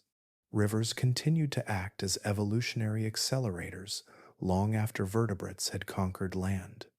As tectonic plates drifted and climates changed, rivers carved through new landscapes and created isolated pockets of habitat. Within those pockets, life diverged. Fish trapped in one branch of a river adapted to fast-flowing currents, developing streamlined bodies and powerful tails. Others, marooned in still backwaters, evolved flattened bodies for ambush hunting or specialized jaws for sifting sediment. Even insects and amphibians followed separate evolutionary paths when a channel shifted or a floodplain fractured, producing new species in a geological blink of time. The river itself was not merely a stage for life, it was an architect, dividing and shaping populations into distinct evolutionary experiments. This shaping force was not limited to freshwater inhabitants. Rivers also acted as gateways that lured land dwellers back into aquatic realms. Around 50 million years ago, in the early Eocene, hoofed mammals that grazed along riverbanks began to spend more time in shallow water. They fed on fish and aquatic plants, first wading, then swimming. Over millions of years, their limbs transformed into flippers, their nostrils shifted to the tops of their skulls, and their bodies streamlined into forms suited for open water. These were the ancestors of whales and dolphins, animals that today dominate the oceans, but still carry traces of their riverbank origins in their anatomy and embryonic development. Their closest living relatives, the semi-aquatic hippopotamuses, still live where their story began, in the shifting margins between land and freshwater. Rivers have also shaped life in subtler but equally dramatic ways. They act as corridors, allowing species to disperse across continents and encounter new environments. They isolate populations when they change course, driving speciation. They bring nutrients from the mountains to the sea, fueling plankton blooms that sustain marine ecosystems. And during ice ages, when glaciers locked much of the world's water away, rivers created refuges, ribbons of flowing life where plants and animals could persist until the climate warmed again. Even in the modern world, the evolutionary influence of rivers has not diminished. Salmon are able to shift between freshwater and saltwater because their ancestors evolved physiological flexibility to navigate riverine migrations. River dolphins, descendants of oceanic lineages, have evolved echolocation tuned for murky currents and sonar reflective prey.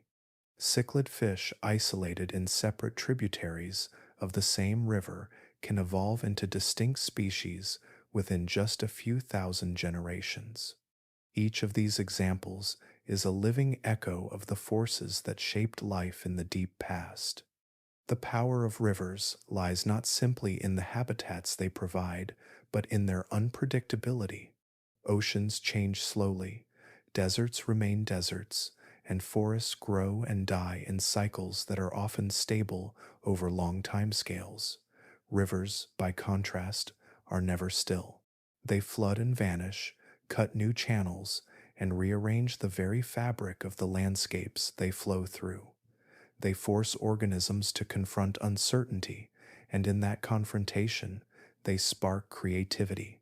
Life that thrives along their banks must learn to adapt to change itself, and in doing so, it often becomes something entirely new. From the first fish that crawled out of Devonian shallows to the whales that glide through the modern seas, the legacy of rivers runs through every branch of the tree of life. Their restlessness has shaped bodies, rewritten behaviors, and redrawn the boundaries of possibility. And though the courses they carve may dry or shift, their role as engines of evolution continues, as relentless and transformative as the water that has always shaped the world. For all that paleontology has revealed about the vanished river worlds of the Cretaceous, most of their story remains hidden in silence. We can trace the shape of the channels that once cut across ancient landscapes, and we can name the creatures that swam through their depths. We can measure their bones, map their habitats, and even model their climate. But these discoveries, vast as they are fragments of a much larger whole. They are outlines without motion, diagrams without behavior. The living details of how these ecosystems truly functioned, the rhythms, relationships, and instincts that shaped daily life are still mostly beyond our reach. One of the most stubborn mysteries lies in how these ancient animals reproduced and raised their young. The fossil record gives us spectacular skeletons, but almost nothing of what happened before birth or after hatching. We do not yet know if the colossal Spinosaurus built nests from vegetation like modern crocodiles, or if it buried its eggs in warm sandbanks.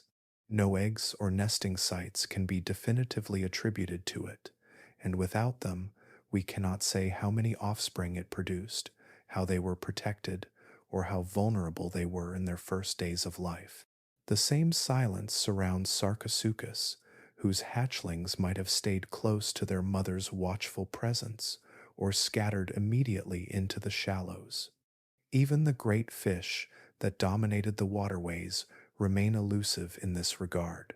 Did they release clouds of eggs downstream like sturgeon, relying on numbers for survival, or did they seek out quiet floodplains to spawn and guard their young?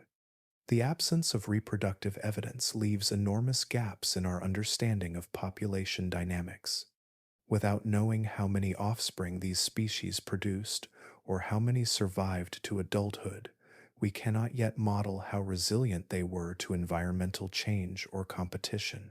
A single discovery, a nest preserved in floodplain sediment, or a cluster of hatchling bones, could radically change how we see their lives and how these ecosystems were sustained across generations. Behavior is another realm where our knowledge thins into speculation. Bones can hint at movement, but they cannot show social interaction or hunting strategy. Did Spinosaurus patrol the rivers as a solitary predator, or did it tolerate others of its kind within overlapping territories? Were riverbanks fiercely defended, or did individuals range freely along hundreds of miles of waterways? And how did these predators interact with one another when their territories overlapped through violent confrontation, ritual displays, or subtle communication? Even the behavior of herbivorous dinosaurs remains elusive. Their footprints trace migration routes to the water's edge, but we do not know if they arrived in tightly organized herds, loose aggregations, or seasonal gatherings that coincided with the wettest months of the year. Migration itself may hold some of the most important unanswered questions. Geological evidence hints that many river dwellers may not have been permanent residents. Certain fish species could have followed annual cycles, swimming upstream to spawn and downstream to feed, much like salmon do today. Large reptiles might have shifted their ranges with the rise and fall of water levels, abandoning dried out channels in favor of newly flooded floodplains. Even the great dinosaurs may have followed the rivers like green corridors, traversing continents in search of food and water. Yet, without direct evidence, isotopic signatures locked in bone chemistry, or trackways stretching across entire landscapes, these remain hypotheses rather than facts. Even more elusive are the subtleties of daily life. We do not know the sounds that rippled across the floodplains at dawn, or the calls that echoed through the humid air after rainfall. We cannot say whether Spinosaurus was a diurnal hunter that stalked fish in daylight, or a nocturnal prowler that relied on moonlit waters to conceal its approach. The role of its sail remains uncertain too. Was it a thermoregulatory organ, capturing morning heat before the hunt began, or did it serve in courtship rituals that unfolded in elaborate visual displays? The fossil record preserves bones but not behaviors, and in that silence, the intimate details of courtship, communication, and territorial display are lost. Even the rivers themselves still hold secrets. We do not yet fully understand how their courses shifted across millions of years, or how their seasonal pulses shaped the distribution of life. The frequency of catastrophic floods, the length of droughts, and the precise timing of monsoonal rhythms remain locked in the sediments. New techniques in isotope geochemistry and high-resolution climate modeling may one day allow scientists to reconstruct these cycles with greater precision, but for now, they remain shadows on the edge of knowledge. Each unanswered question offers the promise of discovery. A perfectly preserved nesting site could reveal how dinosaurs cared for their young. A long, continuous trackway might capture the seasonal migrations of a herd. Chemical traces in fossilized teeth could confirm journeys across vast distances, while new imaging technologies might even detect soft tissue remnants that hint at behavior. Every layer of sand, every forgotten fossil bed, might still hold evidence that could transform speculation into certainty.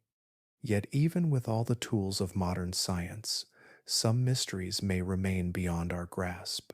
Behavior vanishes more easily than bone, and entire life cycles can pass without leaving a trace in stone. What we hold now is a partial story, a mosaic of what once was. The missing pieces are not failures of science, but reminders of nature's complexity, of how much is lost to time and how much remains to be found. And within those gaps lies the quiet possibility that the most extraordinary discoveries, the ones that reveal not just how these creatures looked, but how they lived, are still waiting, hidden beneath the sand. For most of its history, paleontology has been a science of fragments and patience. A shard of bone weathered out of rock, a single tooth in a layer of sandstone, a faint imprint of scales or feathers from such scraps, entire worlds were imagined. The process was painstaking and often uncertain, shaped by careful observation and informed guesswork. But a quiet revolution is underway. The way we study ancient life is changing, not just through sharper tools or better microscopes, but through technologies that can uncover patterns invisible to the human eye and read the deep past with a precision that once seemed impossible. In this new era, even the smallest fossil fragment or faintest chemical trace can reveal stories that were beyond reach only a decade ago. At the heart of this transformation is artificial intelligence. Paleontology today produces vast oceans of data, high resolution scans, microscopic imagery, chemical analyses, and three-dimensional reconstructions, far too complex for a single researcher or even a team to parse alone. Machine learning algorithms, trained to recognize patterns across thousands of samples, are now stepping into that role. They can detect minute differences in bone microstructure that reveal an animal's growth rate or seasonal stress. They can sort through scattered fossil fragments and predict which ones belong to the same skeleton, even when separated by miles of sediment. Some systems are being trained to reconstruct missing pieces of bones from incomplete specimens, predicting their original shapes with remarkable accuracy. In this way, AI is not just accelerating the pace of discovery, it is reshaping the very questions scientists can ask. The rise of predictive modeling is expanding that power even further. Algorithms can now simulate how ecosystems changed over millions of years, integrating fossil data with ancient climate records to recreate shifting river systems, migration corridors, and predator-prey dynamics. By feeding thousands of variables into these models, researchers can explore what-if scenarios, how species might have responded to sudden drought, how rivers carved new landscapes after tectonic uplift, or how evolutionary pressures changed as habitats fragmented. This is more than digital guesswork. These models are grounded in hard data and can reveal patterns that no field expedition could capture alone. Another frontier lies in isotope geochemistry, a field that has turned ancient bones and sediments into chemical time capsules. Every organism absorbs isotopes, slightly different forms of elements, from the environment, and those isotopes preserve clues about the world it lived in. Oxygen isotopes can record the temperature and salinity of ancient water. Carbon isotopes can trace the food webs that sustained an ecosystem, distinguishing between terrestrial plants and aquatic prey. Strontium isotopes, drawn from the bedrock of different regions, can reveal where an animal was born and how far it traveled over its lifetime.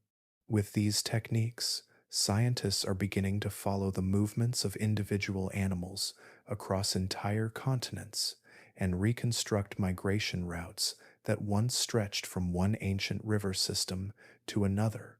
Some of the most ambitious projects aim to link these chemical records with machine learning. Algorithms can scan isotope datasets from hundreds of fossils and uncover migration patterns or dietary shifts invisible to traditional analysis. In the near future, this could allow researchers to map population movements over geological timescales, tracing how animals responded to changing river courses, shifting climates, or the rise and fall of sea levels. It may even reveal whether certain dinosaurs returned to the same nesting grounds year after year, or how predator territories expanded and contracted as waterways dried. Other emerging technologies promise to deepen this view even further. High-resolution synchrotron imaging can now peer inside fossils without damaging them, revealing the microscopic structure of tissues and growth rings that record seasonal changes. Quantum-level spectroscopy is being explored to detect organic residues, pigments, proteins, or biomolecules that could shed light on coloration, metabolism, or even sensory adaptations. And advances in virtual reality and immersive modeling are beginning to place digital reconstructions of ancient ecosystems into interactive environments, where scientists can explore how animals moved, hunted, and interacted across dynamic landscapes. This technological shift is also transforming how paleontology is done as a science. Collaboration across disciplines is no longer optional but essential. Chemists analyze isotopic fingerprints, while data scientists build predictive models. Climate researchers simulate ancient rainfall patterns, and engineers design robotic replicas to test how extinct animals might have moved. Together, these approaches create a fuller picture than any one discipline could achieve. They also allow scientists to revisit old questions with new tools, sometimes overturning assumptions that have stood for decades. What makes this moment so exciting is that many of its discoveries have not yet happened.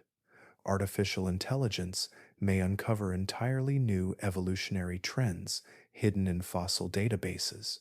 Geochemical fingerprints may reveal migratory highways that spanned ancient continents. Advanced imaging might capture evidence of behavior-healed wounds, muscle attachments, or seasonal stress lines that would otherwise remain invisible. And discoveries from orbit, guided by satellite-based anomaly detection, may lead researchers to fossil sites that have lain untouched for tens of millions of years. The past, once reconstructed from scattered bones and fragments, is becoming a living, dynamic field of exploration. Every new dataset refined by AI, every isotopic clue traced across continents, every digital simulation of an extinct ecosystem brings us closer to understanding not just how ancient rivers shaped life, but how life itself adapted and evolved in response. The bones beneath the desert may never speak, but with these new tools, science is learning how to listen more deeply than ever before. And in their silent record, we may yet uncover stories that have waited hundreds of millions of years to be told. Across the deep history of Earth, water has always been the deciding force that shapes life's destiny. It cuts through stone, transforms continents, and draws the boundaries of where ecosystems thrive and where they fail. In the age of the Cretaceous rivers, it determined everything from the rise of apex predators to the distribution of entire plant communities. And now, in a very different world, water is once again emerging as the defining element in humanity's future. The story written in the vanished waterways of prehistoric Africa is not only about the distant past, it is a scientific mirror revealing patterns and warnings that speak directly to the challenges we face today. The fossil record tells us that the world those rivers built was not destroyed by a single catastrophe, but by a chain of interconnected changes. A subtle shift in atmospheric circulation patterns weakened the seasonal monsoons. Gradual warming altered evaporation rates and rainfall distribution. Slow continental drift nudged entire regions into new climate zones, changing the way moisture moved through the air. None of these changes were catastrophic on their own, but together they altered the hydrological balance so profoundly that rivers that had carved continents for millions of years withered and disappeared. This is one of the clearest lessons from Earth's deep past. Water systems do not simply fail overnight. They unravel, piece by piece, when the delicate equilibrium between climate, land, and life begins to shift. Today, a similar unraveling is underway, though at a pace the ancient world never experienced. Human activity has compressed natural timescales, accelerating processes that once unfolded over millions of years into mere decades. Carbon dioxide concentrations in the atmosphere, which influence global circulation and precipitation, are rising at rates unprecedented in geological history. This shift is already transforming the planet's water cycle. Many of the world's great rivers, from the Colorado in North America to the Yangtze in Asia, now experience prolonged seasonal shortages. Their flows are declining, not only because of reduced rainfall, but also because snowpacks and glaciers that once fed them are melting too quickly or disappearing altogether. Groundwater, too, is following a trajectory that echoes the fate of the Cretaceous rivers. Aquifers that took tens of thousands of years to fill are being drained in mere decades to irrigate crops and supply cities. As their levels drop, springs dry up and wetlands vanish, erasing entire ecosystems. What happened naturally over millions of years in the ancient Sahara is now happening through human actions on a timescale shorter than a single human lifetime. The ecological consequences of these shifts are strikingly familiar. In the fossil record, the drying of ancient river systems caused the disappearance of aquatic species first. Fish and amphibians lost their habitats, followed by predators that depended on them. Vegetation patterns changed, and herbivores were forced to migrate or starve. Modern ecosystems are responding in much the same way. As rivers and lakes shrink, fish populations crash, rippling up the food chain to affect birds, mammals, and humans. Wetlands that once filtered water and absorbed floods are turning into barren ground, leaving landscapes more vulnerable to droughts and storms. Even migratory species, whose life cycles depend on predictable water availability, are losing the ancient pathways that guided them for millennia. The parallels extend beyond biology into human society. Just as the Cretaceous rivers shaped the distribution of life across continents, modern rivers shape the distribution of people, agriculture, and industry. Yet some of the same vulnerabilities persist. Cities that rely on glacial meltwater face uncertain futures as ice reserves shrink. Farming regions built around stable river flows must now contend with erratic rainfall and prolonged dry spells. Nations that share water resources are increasingly drawn into conflict as supplies dwindle. In this sense, the story of the Cretaceous rivers is not simply a lesson about nature. It is a case study in the cascading consequences of hydrological change. These ancient patterns also offer valuable guidance for adaptation. Fossils show that some species survived the drying of the rivers by shifting their ranges, diversifying their diets, or exploiting new habitats. Modern societies can learn from this resilience. Urban planners are beginning to redesign cities to capture and recycle water more efficiently. Engineers are developing technologies to desalinate seawater and purify wastewater on a large scale. Agricultural scientists are breeding crops that require less water and can withstand greater variability in climate. On a larger scale, efforts to restore wetlands, reconnect floodplains, and protect watersheds mimic the natural processes that once sustained ancient ecosystems, even as conditions changed. The most critical lesson of all is that water security is inseparable from climate stability. The collapse of the Cretaceous rivers was driven by climate shifts that took place over millions of years, yet even those changes were enough to erase one of Earth's most vibrant ecosystems. Today's changes are unfolding far faster, and the consequences could be just as profound. By studying how ancient systems responded to environmental stress, scientists can better predict how modern water networks might behave in a warmer world, how rivers might shift, how rainfall might migrate, and how ecosystems might reorganize in response. The story buried beneath the Sahara is not a distant curiosity. It is a scientific warning, written in stone and sediment, of what happens when water, the planet's most vital resource, begins to disappear. And it is a reminder that, just as life once adapted to a changing hydrological world, we too must learn to understand, anticipate, and reshape our relationship with water before the lessons of deep time become our reality once again. There is a strange kind of illusion that life often creates when it reaches its peak.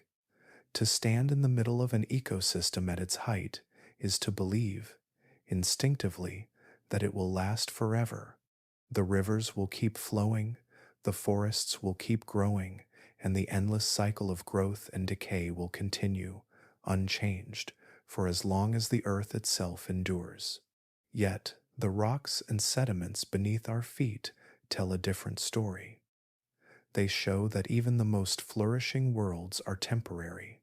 They do not end with a single blow. They unravel slowly, often so quietly that the living never realize what is happening until it is too late.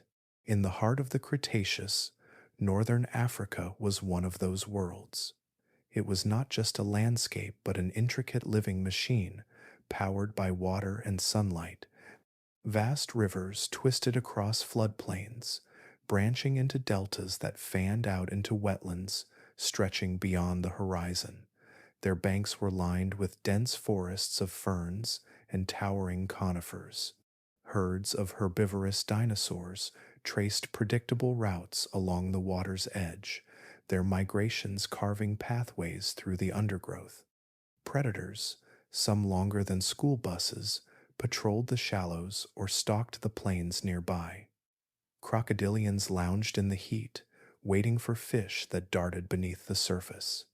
Insects swarmed, amphibians croaked from reed-choked pools, and the air was alive with the calls of pterosaurs wheeling overhead.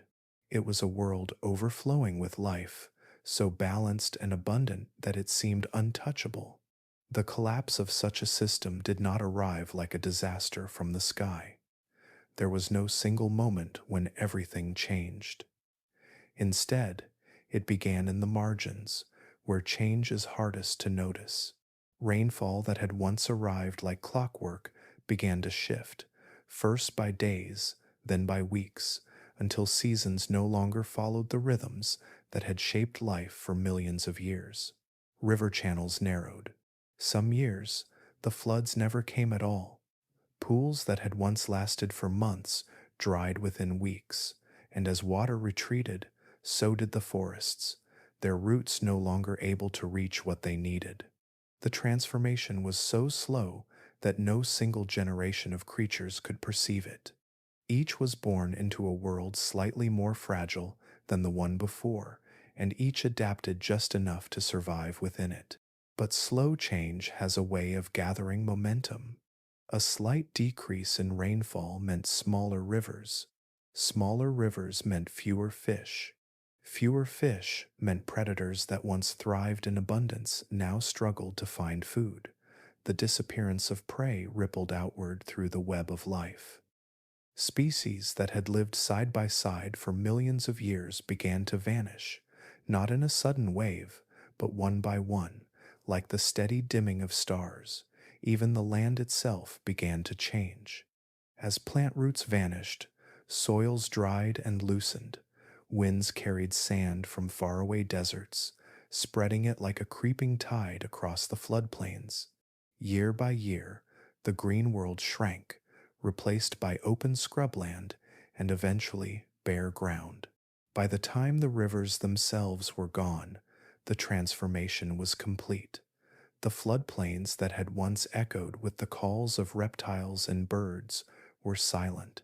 The wetlands that had thrived for ages were nothing more than shallow depressions that filled briefly after rare rains.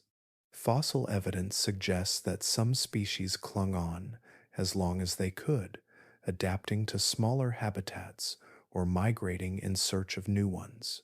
But many simply disappeared, their last traces buried beneath layers of wind-blown sediment. What had once been a continuous landscape of life was now a scattered patchwork of survivors. The quietness of this collapse is one of its most striking features. There was no singular extinction event, no asteroid impact, or massive volcanic eruption to draw a line between before and after. Instead, life simply faded from places where it had once flourished. This pattern is written all across the fossil record. Coral reefs that once spanned entire coastlines were reduced to barren limestone as oceans warmed and acidified. Inland seas teeming with life dried up grain by grain, leaving behind beds of cracked mud. Even the great carboniferous forests, which had stretched from horizon to horizon, vanished not in a fiery catastrophe, but as subtle shifts in humidity and temperature pushed them beyond their limits. This is what fragility truly looks like. It is not dramatic or explosive. It is incremental, quiet, and almost invisible while it is happening. Each piece of the system depends on another, and when one part weakens, the others follow.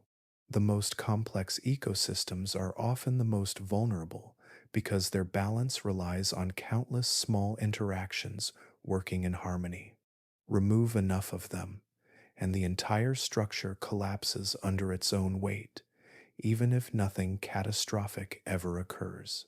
The rivers of Cretaceous Africa remind us that the distance between abundance and emptiness can be alarmingly short. A landscape that once supported thousands of species can become a desert within the span of a few million years, its richness erased so thoroughly that future generations might never guess it existed. What was once lush, loud, and alive can become barren and silent, not because it was destroyed, but because the conditions that sustained it quietly slipped away. Beneath the sands of the Sahara, the remains of that vanished world still lie waiting vertebrae of vanished giants, ripple marks from forgotten streams, the impressions of leaves from forests that no longer exist. They are fragments of a reality that once seemed permanent, and they are reminders that even the grandest worlds are far more delicate than they appear, their futures written not in sudden calamities, but in the slow, silent drift of time. If you walk into the heart of the Sahara today, the silence seems absolute. The wind moves in long, patient breaths, shaping dunes that rise and fall like the surface of a still ocean. The sun bleaches the land into pale gold and ochre, and the horizon stretches so far it feels as if the world itself has stopped moving. It is a place that seems empty, a place where nothing could have ever thrived. Yet beneath those endless sands lies a hidden archive of memory, a record not written in ink or parchment but in stone, sealed away grain by grain over millions of years. Beneath the shifting dunes are bones older than any human memory, pressed into rock with the weight of deep time. They belong to creatures that once swam where no water flows now, to plants that once anchored their roots where only wind now stirs. Each fossil is a fragment of a message carried across millions of years to reach us. A single vertebra speaks of a body built for power and grace. A pattern of ripple marks frozen in sandstone recalls the steady movement of water across a riverbed. Even the tiniest impression of a leaf holds the memory of a forest canopy that once filtered sunlight through its branches. Together, these fragments form something greater than a record of what once was. They are the physical echoes of a vanished world, evidence that the land beneath our feet has not always been barren. They tell us that here, in what seems the most inhospitable of deserts, rivers once coursed through the earth with unstoppable energy. They fed floodplains that teemed with life. They shaped the paths of great predators and guided the migrations of immense herbivores. They supported forests thick with ferns and cycads and nurtured waters where ancient fish and reptiles thrived. Each fossil unearthed is a small part of that story, a voice from the past still speaking across the silence. Some of these voices carry the weight of extraordinary creatures. The heavy bones of Spinosaurus hint at a hunter unlike any other, one that traded the open plains for shallow waters and evolved to pursue prey beneath the surface. Crocodilian skulls, larger than any alive today, record the presence of ambush predators that ruled the edges of rivers. Delicate fish scales, pressed into layers of silt, preserve the memory of swift schools that once flashed beneath the sunlit surface. Even the preserved impressions of plants and insects speak of a complex and dynamic ecosystem woven together by the movement of water. Yet fossils also speak in subtler ways. They tell stories that no living witness ever recorded. A cluster of eggshell fragments, scattered and incomplete, suggests a nesting site long vanished. Patterns in bone chemistry reveal ancient migrations that span distances across a landscape now erased. The microscopic structure of fossilized wood preserves evidence of seasonal cycles that shaped growth and decay. These details do more than reconstruct an environment. They show how life itself leaves behind traces of its passing, how every breath and movement becomes part of the geological record. The landscape, too, holds its memory. Buried river channels still trace their paths beneath the desert, their curves and branches etched into the subsurface like veins in stone. Layers of sediment hold the story of ancient floods and droughts, recording how the waters once rose and fell with the rhythm of the planet's shifting climate. Even the minerals that replaced bone and shell carry within them the chemical fingerprints of the world that once was the temperature of the water, the composition of the atmosphere, the distant sources of sediments carried by ancient streams. All of it is a kind of whisper, a quiet conversation between past and present. The fossils do not warn or instruct. They do not cry out in alarm. Instead, they simply speak, patiently and persistently, of what once existed.